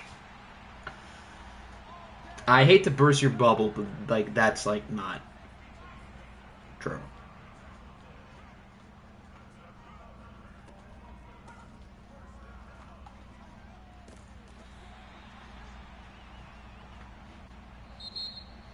So that'll wrap up the first quarter. The Browns lead 7-3. Pretty close start so far. Hockey is definitely orthodox. Yeah, totally. What is the perfect girl for you? I already said I'm married to the game. Okay, not entirely, but like, I'm content. Not trading Anquan Bolden for a 6. Yeah, why did they do that? And that was right when the Niners were good. Was Bolden on the Ravens the year they won the Super Bowl? I think he was still on the Ravens then. Why would they trade him to the team who they just had beaten in the Super Bowl? That seems kind of odd. That's proof that you don't go outside. You know what? I mean, even though I do go outside, that's like fair. But I definitely go outside. I was outside today, and I messed up my leg. That's why the stream started half an hour late. So I have like a valid reason that we were late. If it ain't snowing, I ain't going. See? See, Mills knows ball.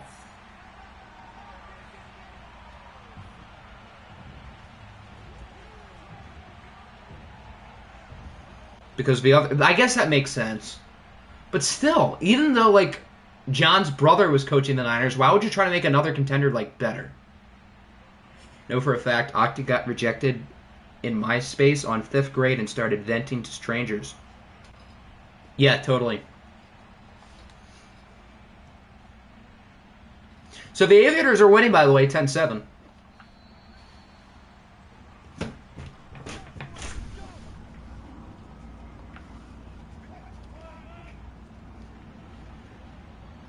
We are brain dead when it comes... You were brain dead. Rashad Bateman is changing that.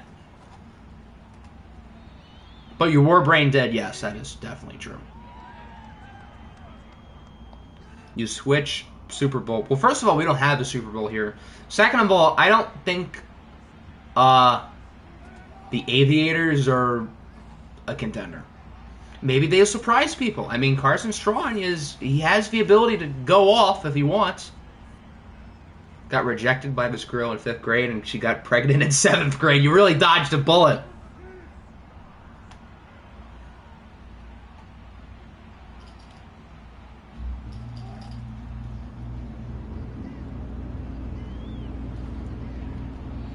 Third and 6. Russell Wilson is incomplete.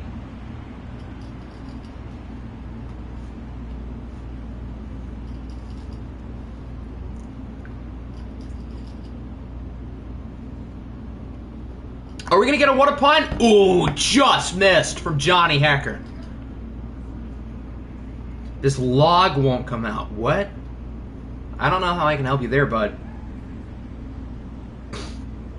Aviators better than the Huskies. Jeez, Hector, he's really cheating on you.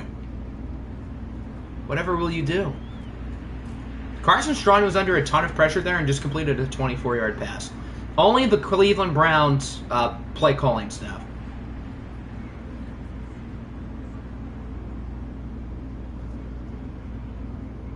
Can't say what Octi said in my dream, but the story goes he lost to a winless team and started saying really offensive things on stream. Jeez, I'm not that crazy. Imagine if that happened. Like, I had lost to the Jets earlier in the year, and then I just started chanting, like, racist things. Yeah, that'd be bad. That would be, real bad. Random comment of the day, Jordan Stout, Arcane. Bengals look like an interesting team with rookie Andy Dalton, rookie A.J. Green. That's right when the Bengals got good, and they made the playoffs like 5 years in a row. Those Bengals teams were fun. They were morons, but they were fun. We need to make Hector the commission because he's Octi's dad. I mean, while the Huskies did sweep us, my coaching ability doesn't really affect if I'm the commissioner. Which, I will say, I mean, the rings speak for themselves. I got 4 of them. Hector's never even coached in a playoff game. So, there you go. Young Geno Atkins as well. Oh, there's Ojabo. Hold on. Let me pull something up real quick. Hold on.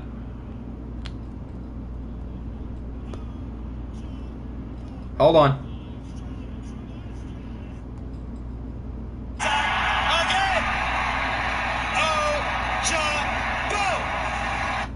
Okay, there we go. Hopefully the mic heard that, or else I'm going to be sad. And now it's 3rd and 16, backed up at the 25. Strong under more pressure. He does complete it, but they get nothing.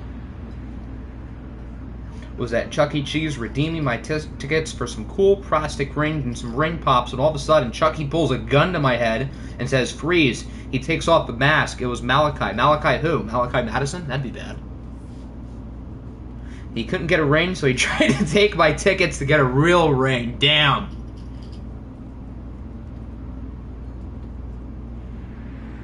Kick is good. Strong is not even as good as Lamar. Well, he was the 2nd place MVP finisher last year. Most guys are not as good as Lamar Jackson.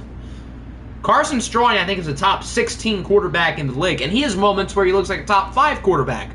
The problem is he also has moments where he looks like a bottom 5 quarterback. So that's why I'm not comfortable saying like he's a top 10 guy, but he's not far off. Did you know Antonio Brown now performs at Chuck E. Cheese after being retired from the OFL? Is it a Chuck E. Cheese in Minnesota? Is it like a prison Chuck E. Cheese? If Octi was 50 and had Facebook, I knew he would have posted, "John Gruden could coach my team any coach of the year." Jesus Christ. I don't think I would say that if I was 50. I would hope not. We should vote to ban Octi for making #1 overall picks in his series. Why is that? I mean, it's not my fault Malachi Madison went number 1. It's just that the Colts needed him. And, well, obviously it didn't work out, but point remains. Antonio Brown was on the Vikings the past couple of years. He's not on our team now, but he was on the roster, I think, since the first year. Oh, because they're frauds. That would imply that Buzz is a fraud, and he has a Finals MVP. So I wouldn't say they're all frauds. Columbus gets the stop. Why did the Browns run it on 3rd down with 2 minutes left?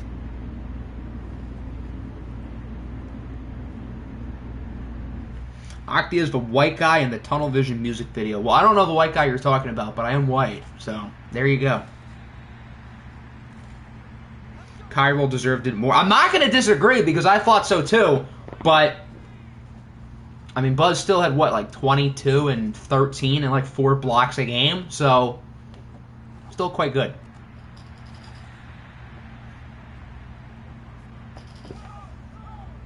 Even though I think you're right, but still. Not all of my number 1 picks are frauds. 2nd and 8. Strong is sacked on the play. I don't know who that was, but nice sack. It looked like the nickel corner, so it might have been J.C. Horn. Has Nick ever had a season with 11 or more wins? Nick has made the playoffs a number of times. The farthest he made it to was the AFC Championship in year 1 of OFL 22, in which they lost to Dublin. He's made the divisional round a number of times and has found the most creative ways to lose every single time because Madden dislikes him. Imagine being that guy who started Anthony Brown? No. Antonio Brown during the incident. Which incident? There's like 20. But yeah, I would not have been pleased if I was an Antonio Brown fantasy owner. The weird thing with AB that people forget is that when he played last year, he was still like a legit top 10 receiver. He has not lost a step. He just isn't on the field because he's a wacko. Roughing the passer.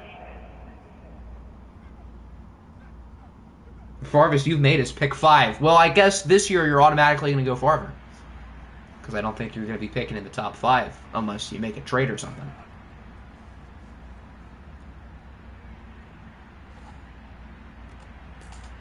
Nice throw to the 30 from Russ over to Jalen Waddle. Heck, Toronto is going to be in an OFL bowl before Nick. That would be a little bit funny. Even though I don't want Toronto to make it because Hector's going to be insufferable, and rightfully so, that would be kind of funny if Hector makes it before Nick. That'd be a little funny. Can't make it in the offseason, you could trade up into the top 5. That was my point. That's what I was trying to say. Nice play for Jamar Chase. Jimmy G to the Seahawks? Like, really?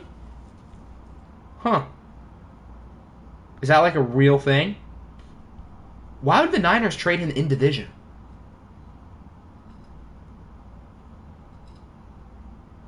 I mean, I guess it's an upgrade from Drew Lock, but why would the Niners do that?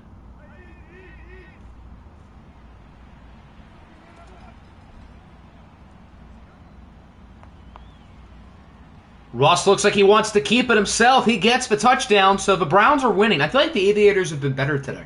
Yet the Browns are winning. Normally with Cleveland, it's the other way around. They're the better team and they're losing. TPS saying the Lions will go to the Super Bowl in 2026. Well, I hope they're right. It's a rumor. The Seahawks are talking about it, but haven't done it. I don't know why San Francisco would do that. What's the point? Like, I get Jimmy Garoppolo isn't the most well-liked teammate, but, like, just keep him as a backup. Unless you're going to get something for him, which you're not. So why send him in division? Where Jimmy Garoppolo, who's going to have a chip on his shoulder, plays against your team twice a year. Not that Jimmy G is like going to win a lot in Seattle, but he's going to really try in those games against San Francisco.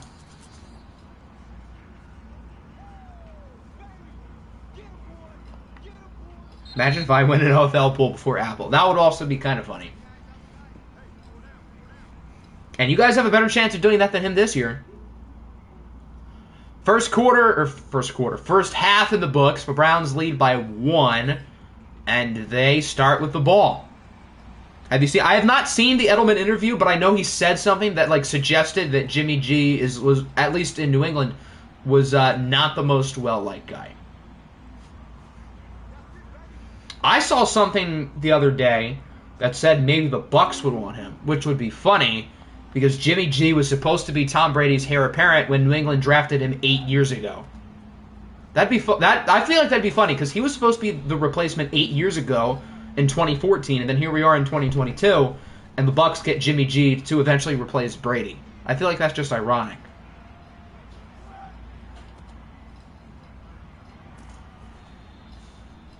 Brady retired and Jimmy was on the Niners. Could you imagine a young Jacoby Brissett leading the Patriots dynasty? Jacoby Brissett was like the best third-string quarterback in the NFL for like 3 years. That was fun. Jalen Hurts on the Bucs would be kind of fun. I imagine the Eagles would probably like draft a rookie and say Hurts isn't the guy, which is a very realistic possibility.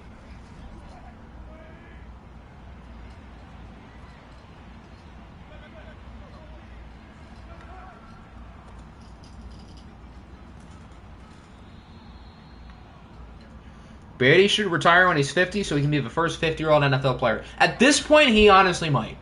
I really can't argue against that.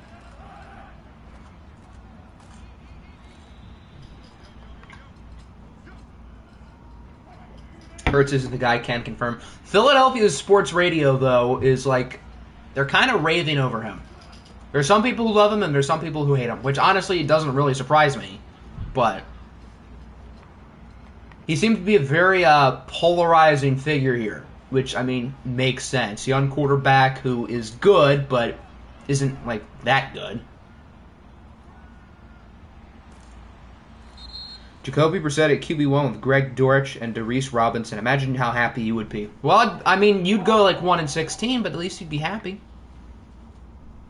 He is definitely a great fantasy quarterback. That is 100% true.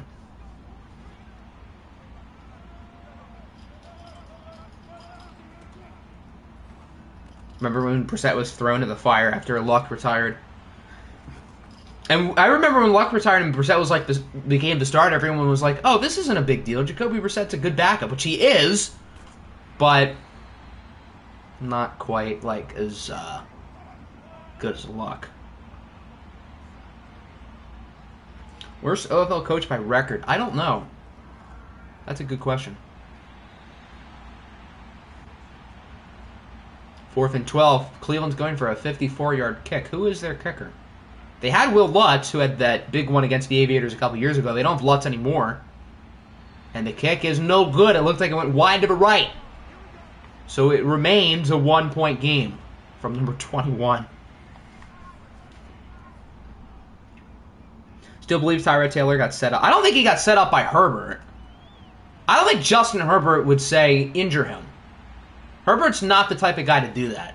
Could that have been on purpose? I think there's a 0% chance that's true. But I don't think it was Herbert who did that. But I do feel for Tyrod Taylor because he has genuinely gotten screwed everywhere he's gone. Not to say Buffalo made a mistake by picking Josh Allen, obviously.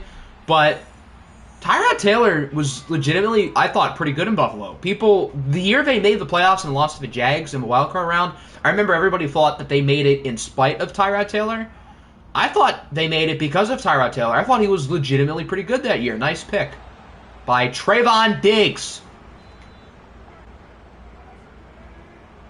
So the Browns get the ball back. Cleveland play calling frustrates. Oh, this happens every Cleveland watch game.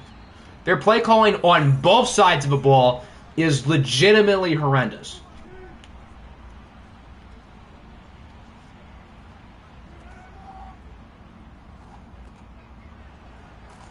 I think Taylor should go to the U. I feel like Taylor's too good. I hope he gets a chance this year with the Giants because I don't think he's much worse than Daniel Jones. Obviously, Jones is the guy. He's younger, so obviously he's going to be the starter when he's younger and probably a little bit better. But if Jones struggles, I hope they give Tyrod a shot because I feel like he deserves it.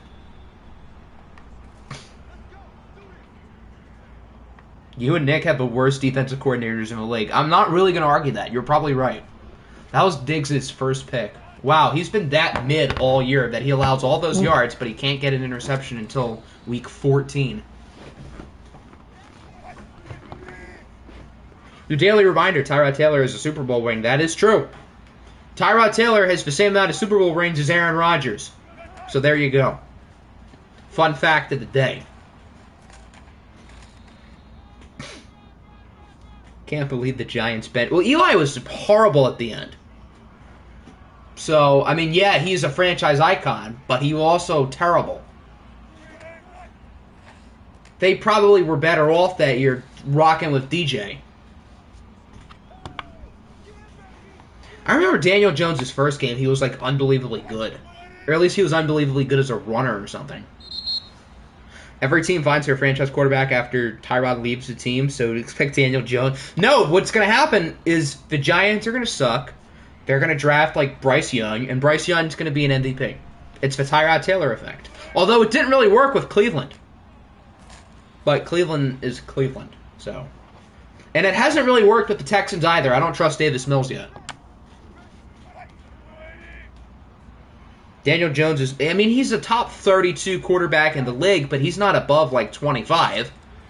I don't think there are more than 6 or 7 quarterbacks who are worse than him as starters. Chisholm better than Strong? This year, no. No, Carson Strong's better than Chisholm this year. Maybe throughout their careers it's probably Chisholm, but this year it's Strong. Is Daniel Jones even in the OFL? He's a backup somewhere. He was with the Bison. I don't think he's still there because they have Sims and Hurts. But he is in the league somewhere as a backup.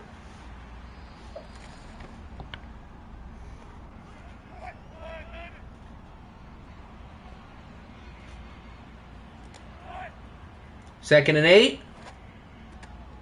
They get 2. Second best OFL coach of all time. That's a good question. RMP finally has his 2 rings, which is more than a lot of people. And he built some really good teams in like past OFLs. So he's got an opportunity. And then some guys who aren't here currently, like Bo and Roberto, they both have multiple championships as well. So it's probably one of those 3, because they all have multiple rings. And they're all proven good coaches. What happened to Ryan Tannehill? I think he's... Was he in waivers? He might have been.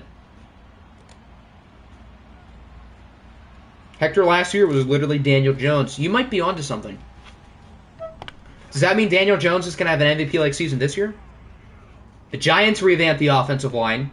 They used one of their top picks on a really good tackle. That's what the Huskies did. I know Tannehill got an offer from the Ravens in free agency. I don't remember if he ended up signing there or not. But I know at least he was a Raven at one point. Yeah, the Ravens had him, but they don't have him anymore. That's what I thought. What happened to everyone in the original OFL not named Nick or RMP? Most of those people just aren't coaches anymore. I mean, you know, life gets in the way, people get busy, stuff happens. And that's when the OFL was not as good, so that's also probably partly why. Did you get Santos and Brissett? Yeah, I think you did waivers right, so you got those guys. Daniel Jones is a Raven, that's right. Yeah, Daniel Jones is the backup for Dan this year.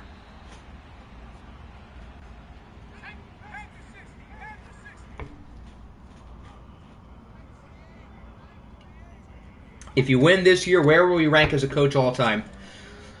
I don't know. It'll certainly help you. Are they in the channel Discord or did they just leave?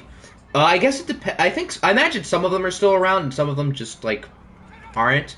Like AP was super active at the beginning of OFL. I don't know how many of you guys know that name. But he was super active for like the first like 2 years of OFL.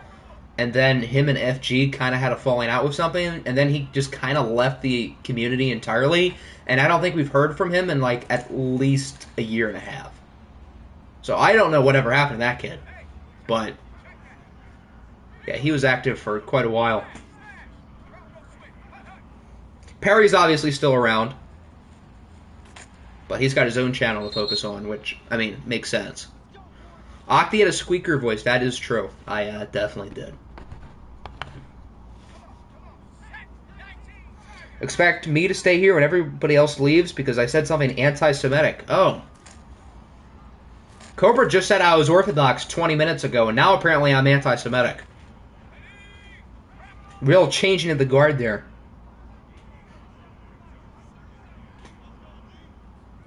Three minutes to go. You know, the Aviators could win this game, but they keep running the ball not very well. 3rd and 4. Can they convert? Carson Strong is alone in the backfield. You're the most OG in this server. Yeah, if the server's like just you, then maybe. Strong heaves it up deep on 3rd and 4. It's incomplete. Did you used to record your TV in older videos? Yes, I did. I thought it didn't look that bad, but obviously looking at it now, they were pretty bad. 4th and 4. The Aviators keep the game alive. The gain of 12. I think the Huskies are 33. I don't think they're top of 32. Theo on an alt account randomly joins the OFL. That'd be funny. He left the community right around when AP did, which I guess would have been like the beginning of the Madden 21 cycle. Look through website for some of the better players on each team. You have your top 5 teams for Retro OFL. Oh boy. Watch the Jags, Cavs, and Lions. Yeah, the Lions I started when I had, what, like maybe 2,500 subscribers. So, I guess I would technically make you an OG. And that was well after I recorded the TV, thank God. Yeah, the others were rough to watch. I don't disagree one bit.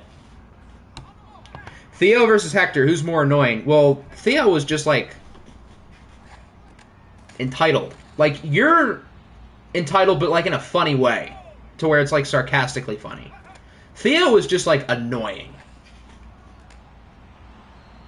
The Aviators are incomplete on 4th and 5. Just found me this year. Okay, well, still. I guess you're an OG for watching the old stuff. Been here since I had 8.9. That would have been like, what, April?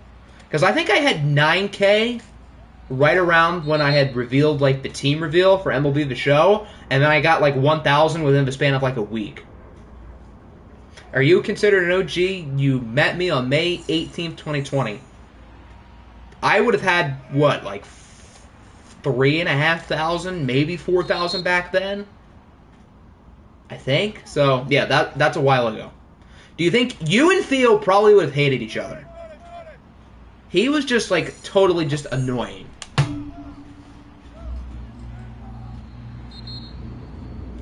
Why didn't you just ban Theo yourself? Because he was annoying, but I feel like that...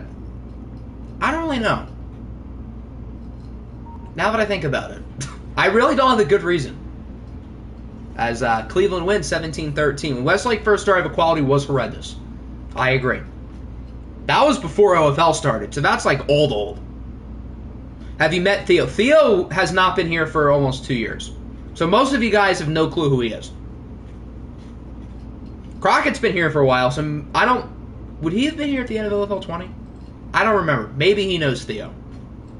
But most of you guys probably don't. IT, 3 yards a carry, but his team won. So that's really all that matters. So both of these teams are now 6 and 7, fighting for wild card spots in the AFC. Omni is worse than Theo. Or, as I know him, Glad. I've known him for probably like 4 or 5 years, and he was annoying since we first encountered him. And I don't think he's really changed. So, yeah. He got banned from the server well over a year ago. He was in the server probably for about 2 days before he got banned. It was probably less than that. It was probably more like 2 hours, now that I think about it.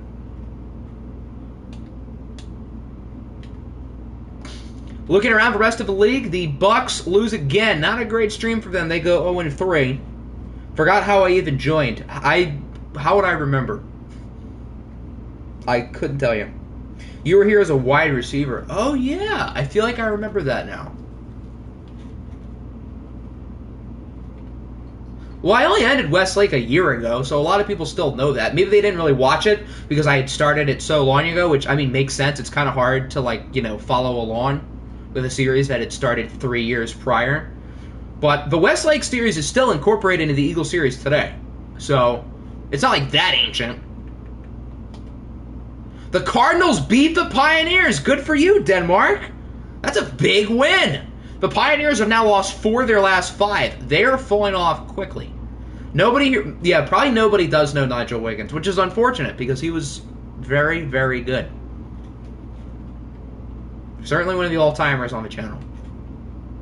Denmark said BRB. I didn't even notice that. Oh, he missed his team winning. Oh, no, that's sad.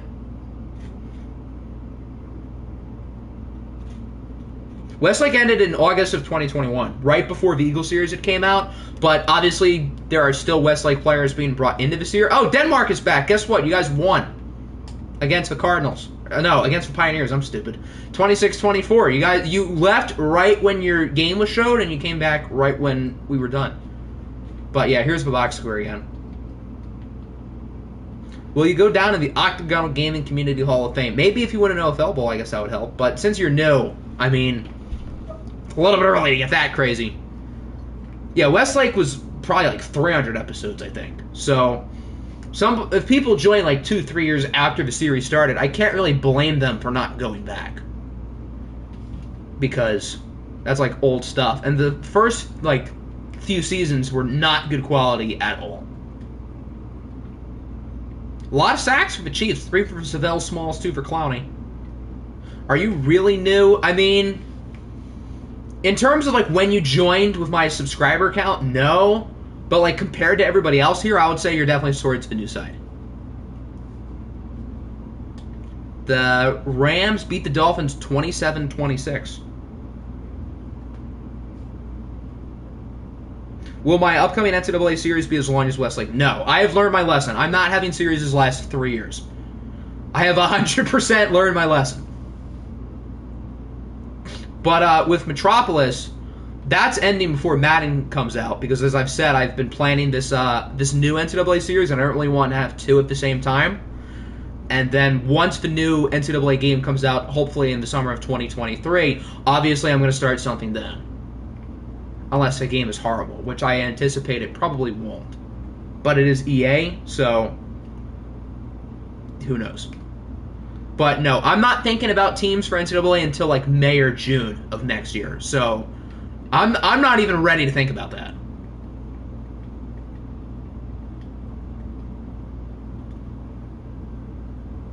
How will I end my YouTube career? I don't know, because I'm nowhere close to ending it. Give us a hint. Oh my God, we lost to Washington. Jesus Christ. My hint is that I don't think anybody's ever done it before. That's all I can say. Malik Willis played well, but the Liberty fan beats the Liberty quarterback. So the Vikings go 1-3 today. Not a particularly great day for us. We got sacked 5 times, including by former Viking Akeem Davis-Gaither. So the Huskies officially technically clinched the division, although they should have last week. Ooh, the Niners beat Seattle in overtime. So the Niners are now in first place because they're 7-6. Seattle is 7-6. The Niners have a tiebreaker, but that could change depending on what happens in Week 16. That's a big win for San Francisco. Would you be in the Octagonal Gaming Hall of Fame? I mean, you've been here for well over, 2 years? And you've been active, like, the entire time? So I guess if I were to make a subscriber Hall of Fame at this point, yeah, why not? Zach Wilson with that Cougar energy. Hell yeah, the Giants win again, 10-0. Yuck. 10-0. I mean, a win's a win. This is not good news because the Giants are now well ahead of us in the wild card race. Now that we can't win the division, my focus is on the wild card, and I don't feel overly confident. Will the Huskies keep the undefeated season alive? They don't! They lose to the Jaguars 24-21. The undefeated dream is over in Week 14. Right as Hector says, we finna be 4-0. No, I don't think so. This is like CJ Stroud's best game all year. So the Huskies will not go undefeated. What was the deal? If Hector had gone undefeated and won the OFL Bowl, he would become the commissioner or something? Or a co-commissioner? Wah, wah. Big win for Jacksonville. And then the Jets beat the Beats. I think the Beats might be the most bipolar team in the league. The Jets scored 18 in the fourth. Elijah Chisholm outplays Joe Burrow, although both were very good. So why do the Beats beat good teams and lose to bad teams? I don't get it. I cannot get a read on this team. The Beats are good and watched. I hope they make the playoffs because I think they'll give us some good games, but they're just so weird. The Panthers beat the Ravens 35-45. Dan throws for 5 touchdowns. Bryce Young throws. There's no way Bryce Young is not first place in interceptions at this point. He has to be. He's thrown so many. It's like the Beats and the Dolphins have to be tied with each other. None of those teams can get the upper hand on the other one. New England had a bye week, although I imagine they enjoyed their rivals losing. The Pioneers have... Oh, they won twice today. So they've lost 4 of 6, not 4 of 5. I said they lost 4 of 5 earlier. The Rams go 2-1 today without IT. The Ravens go 3-1. The Saints go 1-3. Seattle goes 2-2. Dublin went 0-3. The Tigers go 2-2, losing to the Bears.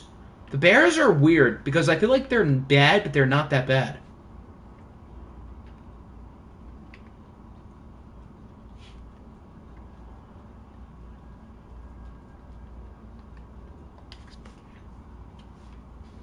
The Vikings obviously lost. What they do? We've lost 4 of 5, not the Pioneers.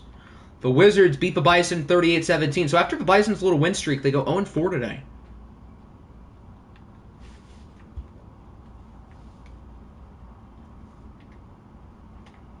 I wonder if anybody else has clinched a playoff spot other than Toronto. I don't think so. I doubt it. Maybe if London wins, maybe them. They definitely aren't close to clinching the division, though. New deal. What you got? Did we see this one? Yeah, we did. I think we've seen everybody except for the Black Knights, and that's probably because they had a bye week. Yeah.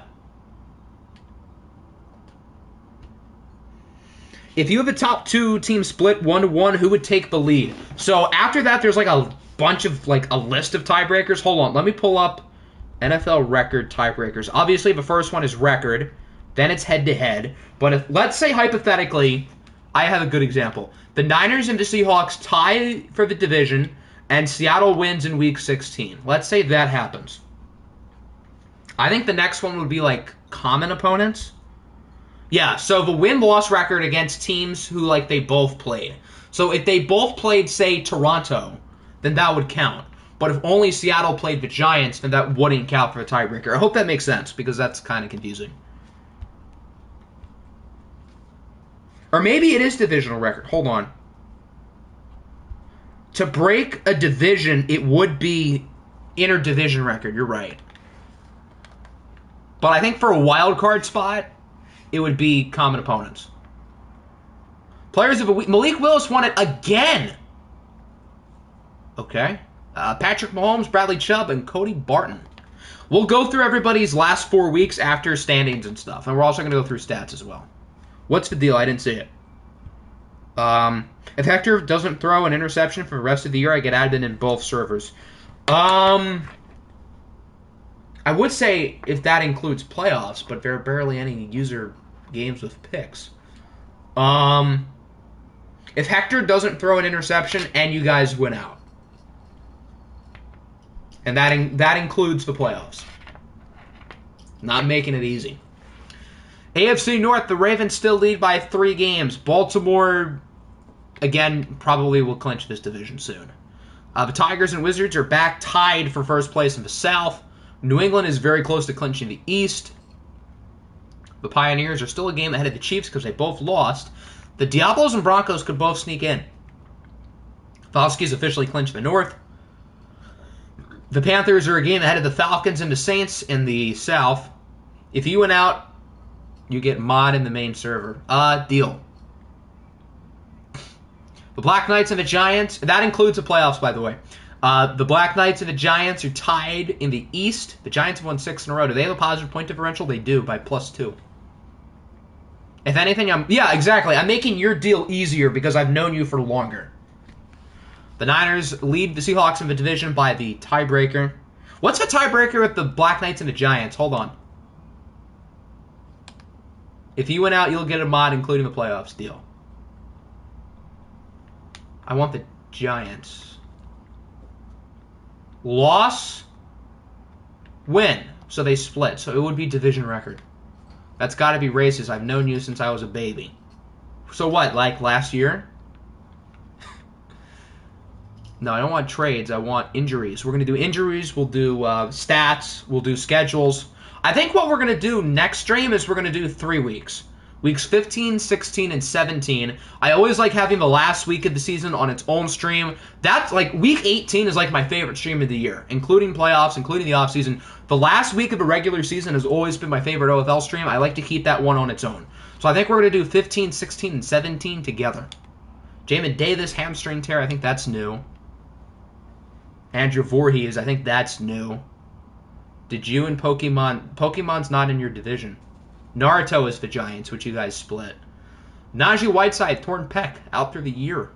That's kind of the big deal. He's kind of good. Kwity Paye and Bryce Hall are both out for another week. Partial MCM tail for Hawk. Shaq Mason, broken wrist. He's out 2 weeks. Jonathan Jones, I feel like, is new. Marshawn Lattimore, I don't think is new. You're probably confusing them because Pokemon is a Giants fan in real life, so I see why that'd be easy to mix up. Odell Beckham Jr. dislocated elbow. Khalil Lawrence is back. Fun. I didn't even realize that. Dante Manning, no, not my duck.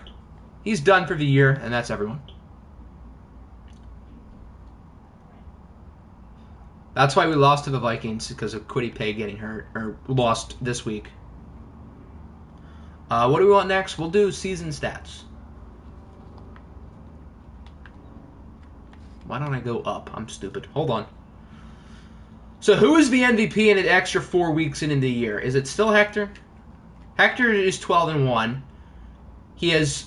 So among passer rating, the highest among starters is Joe Burrow and Jerome Diggs.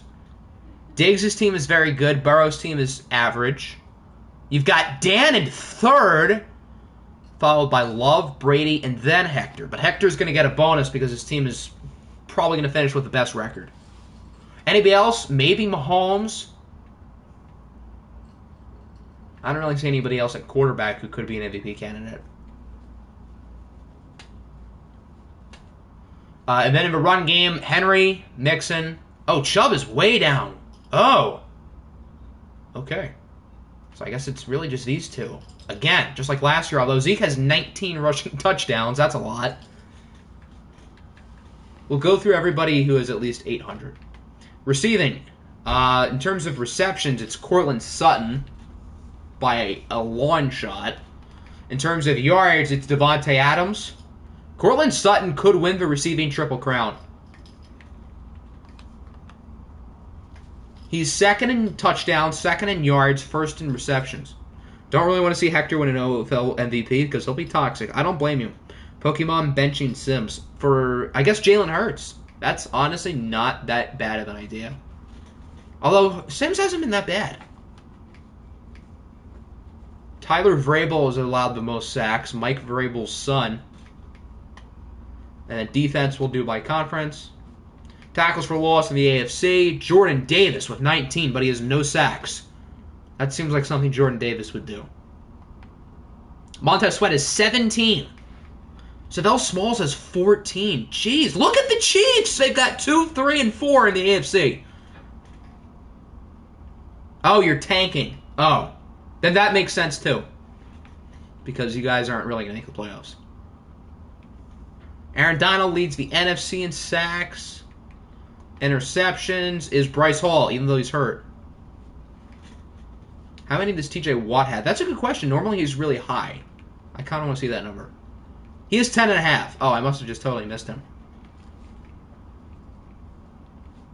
AFC, Jamel Dean with 6. Followed by Humphrey and Brandon Joseph. These are all the guys with 2.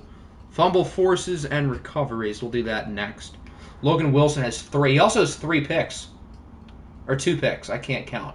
Logan Wilson is quietly a Defensive Player of the Year candidate because he's done everything.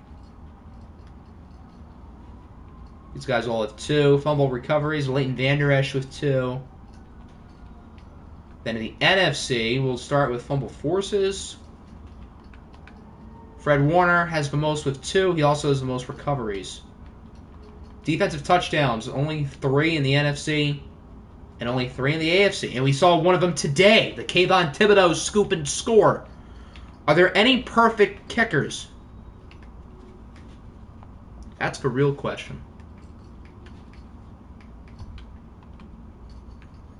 Blake Gillikin, who is a punter, and Jason Sanders, who's only attempted 9 field goals. So it's like a fraudulent perfect season. Who has the most punts? Dexter Huggins. Least punts. Blake Gillikin with 10. And then the lowest and highest average. The lowest is Brandon Wright. Highest is Blake Gillikin. How many kick return touchdowns do we have? Jalen Tolbert, Keyshawn Butte, and Devontae Smith. And then for punt return touchdowns, Deontay Harris and Tyler Lockett. Let's see who Madden now has in the award races. Obviously, we have our own awards. Patrick Mahomes is the MVP favorite. I was about to say how is Derrick Henry not in here, but he's in 5th. Cobra, they have this Coach of the Year ahead of Hector. I would assume these 2 are probably going to be the top 2 finishers in our ballot, but a number of other guys who could be considered. Giddy's team is taking a big leap. Nick Nader's team is taking a big leap. Offensive Player of the Year AFC is Patrick Mahomes. Defensive Player of the Year is Montez Sweat. Dan is the Offensive Rookie of the Year. Wasn't it Morrison the entire time, but Dan just had a really good stream today? Arion Graham is now the favorite for Defensive Rookie of the Year. Best quarterback is Mahomes. Best running back is Derrick Henry. Best wide receiver is Van Jefferson. Zach Martin, best offensive lineman. Montez Sweat, best defensive lineman. Best linebacker is Savell Smalls. Best DB, Jamel Dean. Best kicker, Jason Sanders. Then in the NFC, Offensive Player of the Year is Jordan Love. Defensive Player of the Year, Aaron Donald. Offensive Rookie of the Year is our favorite, Deuce in My Pants. Defensive Rookie of the Year is Stephen Miller. Jordan Love, best quarterback. Best running back, Nicholas Chubb. Best wide receiver, Cortland Sutton. Wow, they have Devontae in 3rd. Best offensive lineman, Tyron Smith. Best defensive lineman, Aaron Donald. Best linebacker, Bradley Chubb. Best DB, Bryce Hall. And best kicker is Matthew Wright, former Lion. All right, so we're going to look at the weeks 15, 16, and 17 schedules, but we're also going to go over each team's individual schedules, or each team who has a fighting shot at something. So I think we're probably going to watch 2 games for the 3-week stream, and we're going to simcast 1. Cardinals record prediction the rest of the way. I'll give you that once I see their schedule. Week 16 has the Huskies and the Black Knights and the Niners Seahawks. These seem like the 2 most interesting games. Because the Black Knights and the Giants don't play against each other. I would like to see those 2, but they've already played twice. Ooh, I have not looked at the playoff picture. So again, probably not too many changes out of last week. The Dolphins move out in the AFC. They are replaced by the Wizards. Cleveland and Columbus are close behind. Anybody else really the shot? Maybe Jacksonville. And that's probably about it. In the NFC, the Niners are obviously now winning the division. Seattle falls to 7. How are we still at 6? I feel like we're lucky. We do not deserve to be 6. Some other teams have a running. New Orleans, Atlanta, maybe Washington. Anybody else I'm forgetting? Maybe the Rams. Oh, the Cardinals. The Cardinals. Yeah, the Cardinals as well.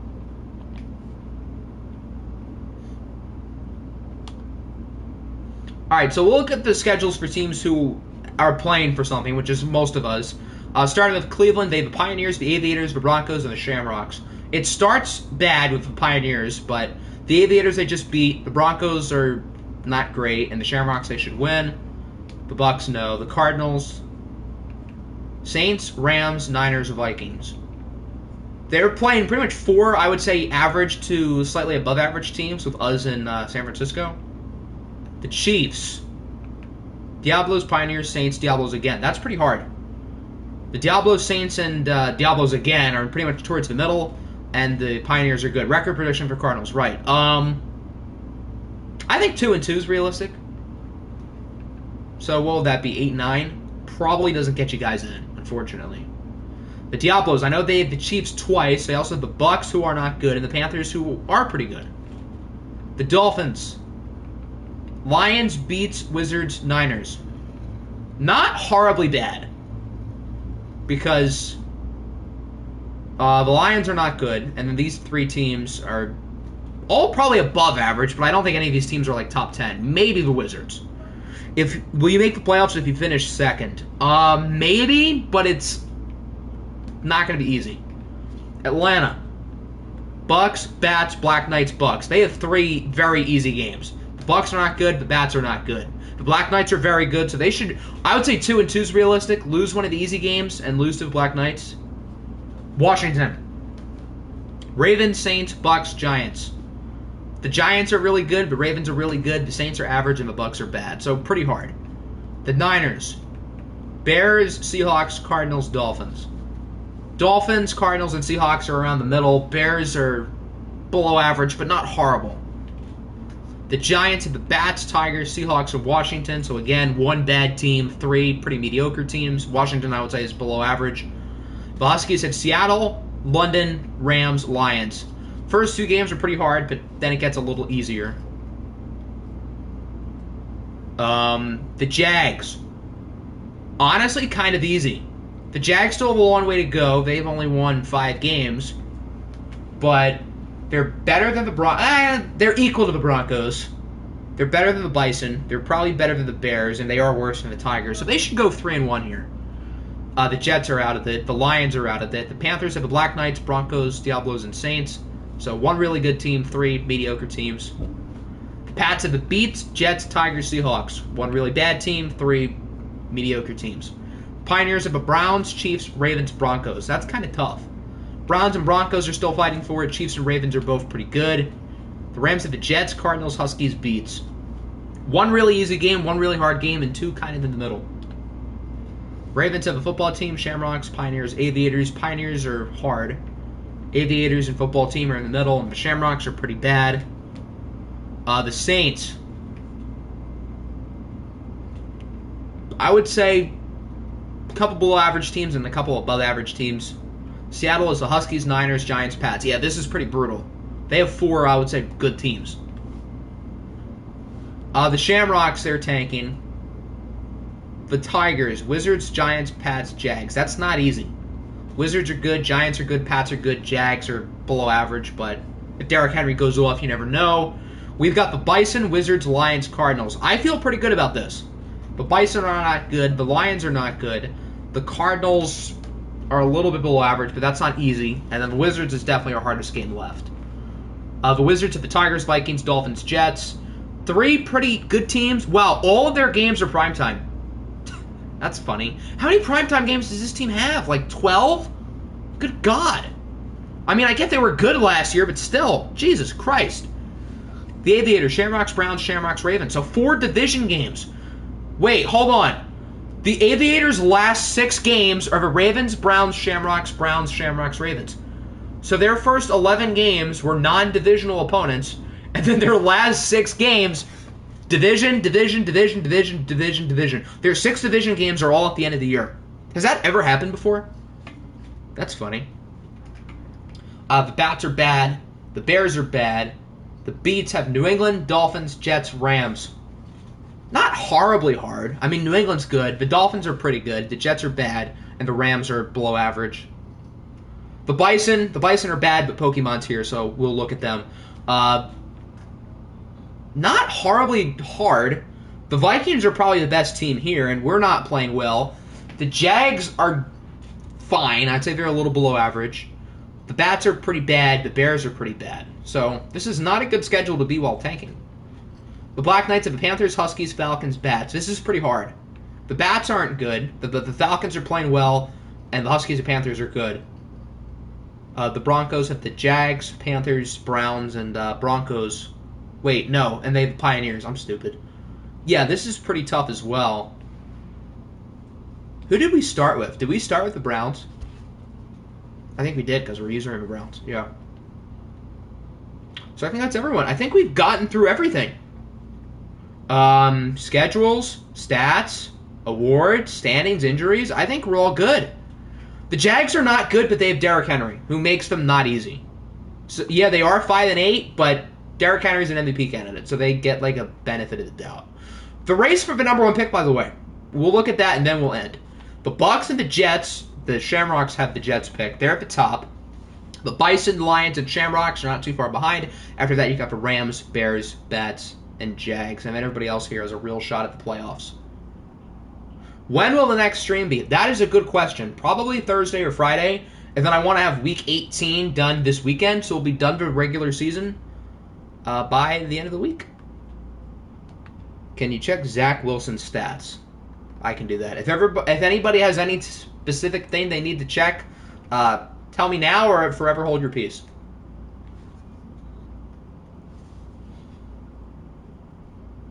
Zach Wilson, for reference, has played in... How many games has he started?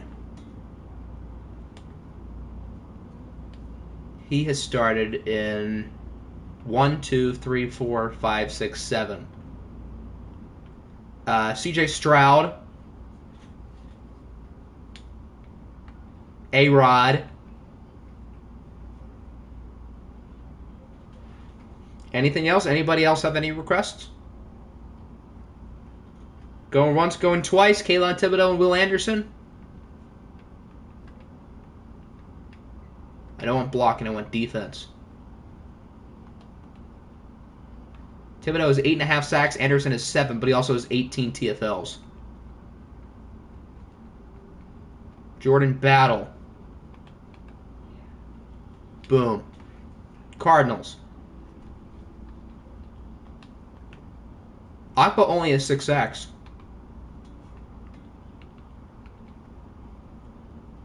Boom. Boom. Boom. Boom. Next one I see is Alvin Kamara. No, next one I see is Crockett. We'll do them because the Browns are closer. There's Crockett. Ooh, you're probably going to get 1,000 yards soon. He's averaging 73 a game. That's higher than I thought. Kamara. Where am I going? I want Bison.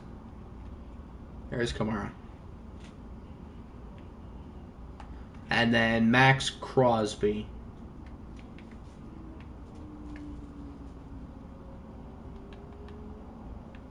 Boom. Anything else? Going once, going twice? I'll give it 10 seconds. If there's nothing else, we'll wrap it up. B-Wags. Boom. All right. I think we're good. So, hope everybody enjoyed. Weeks 15 through 17 will probably be Thursday or Friday, and then week 18 is going to be sometime over the weekend, and then we're going to be able to hop into the postseason, which should be fun. So, yeah, hope everybody enjoyed, and I'll see you.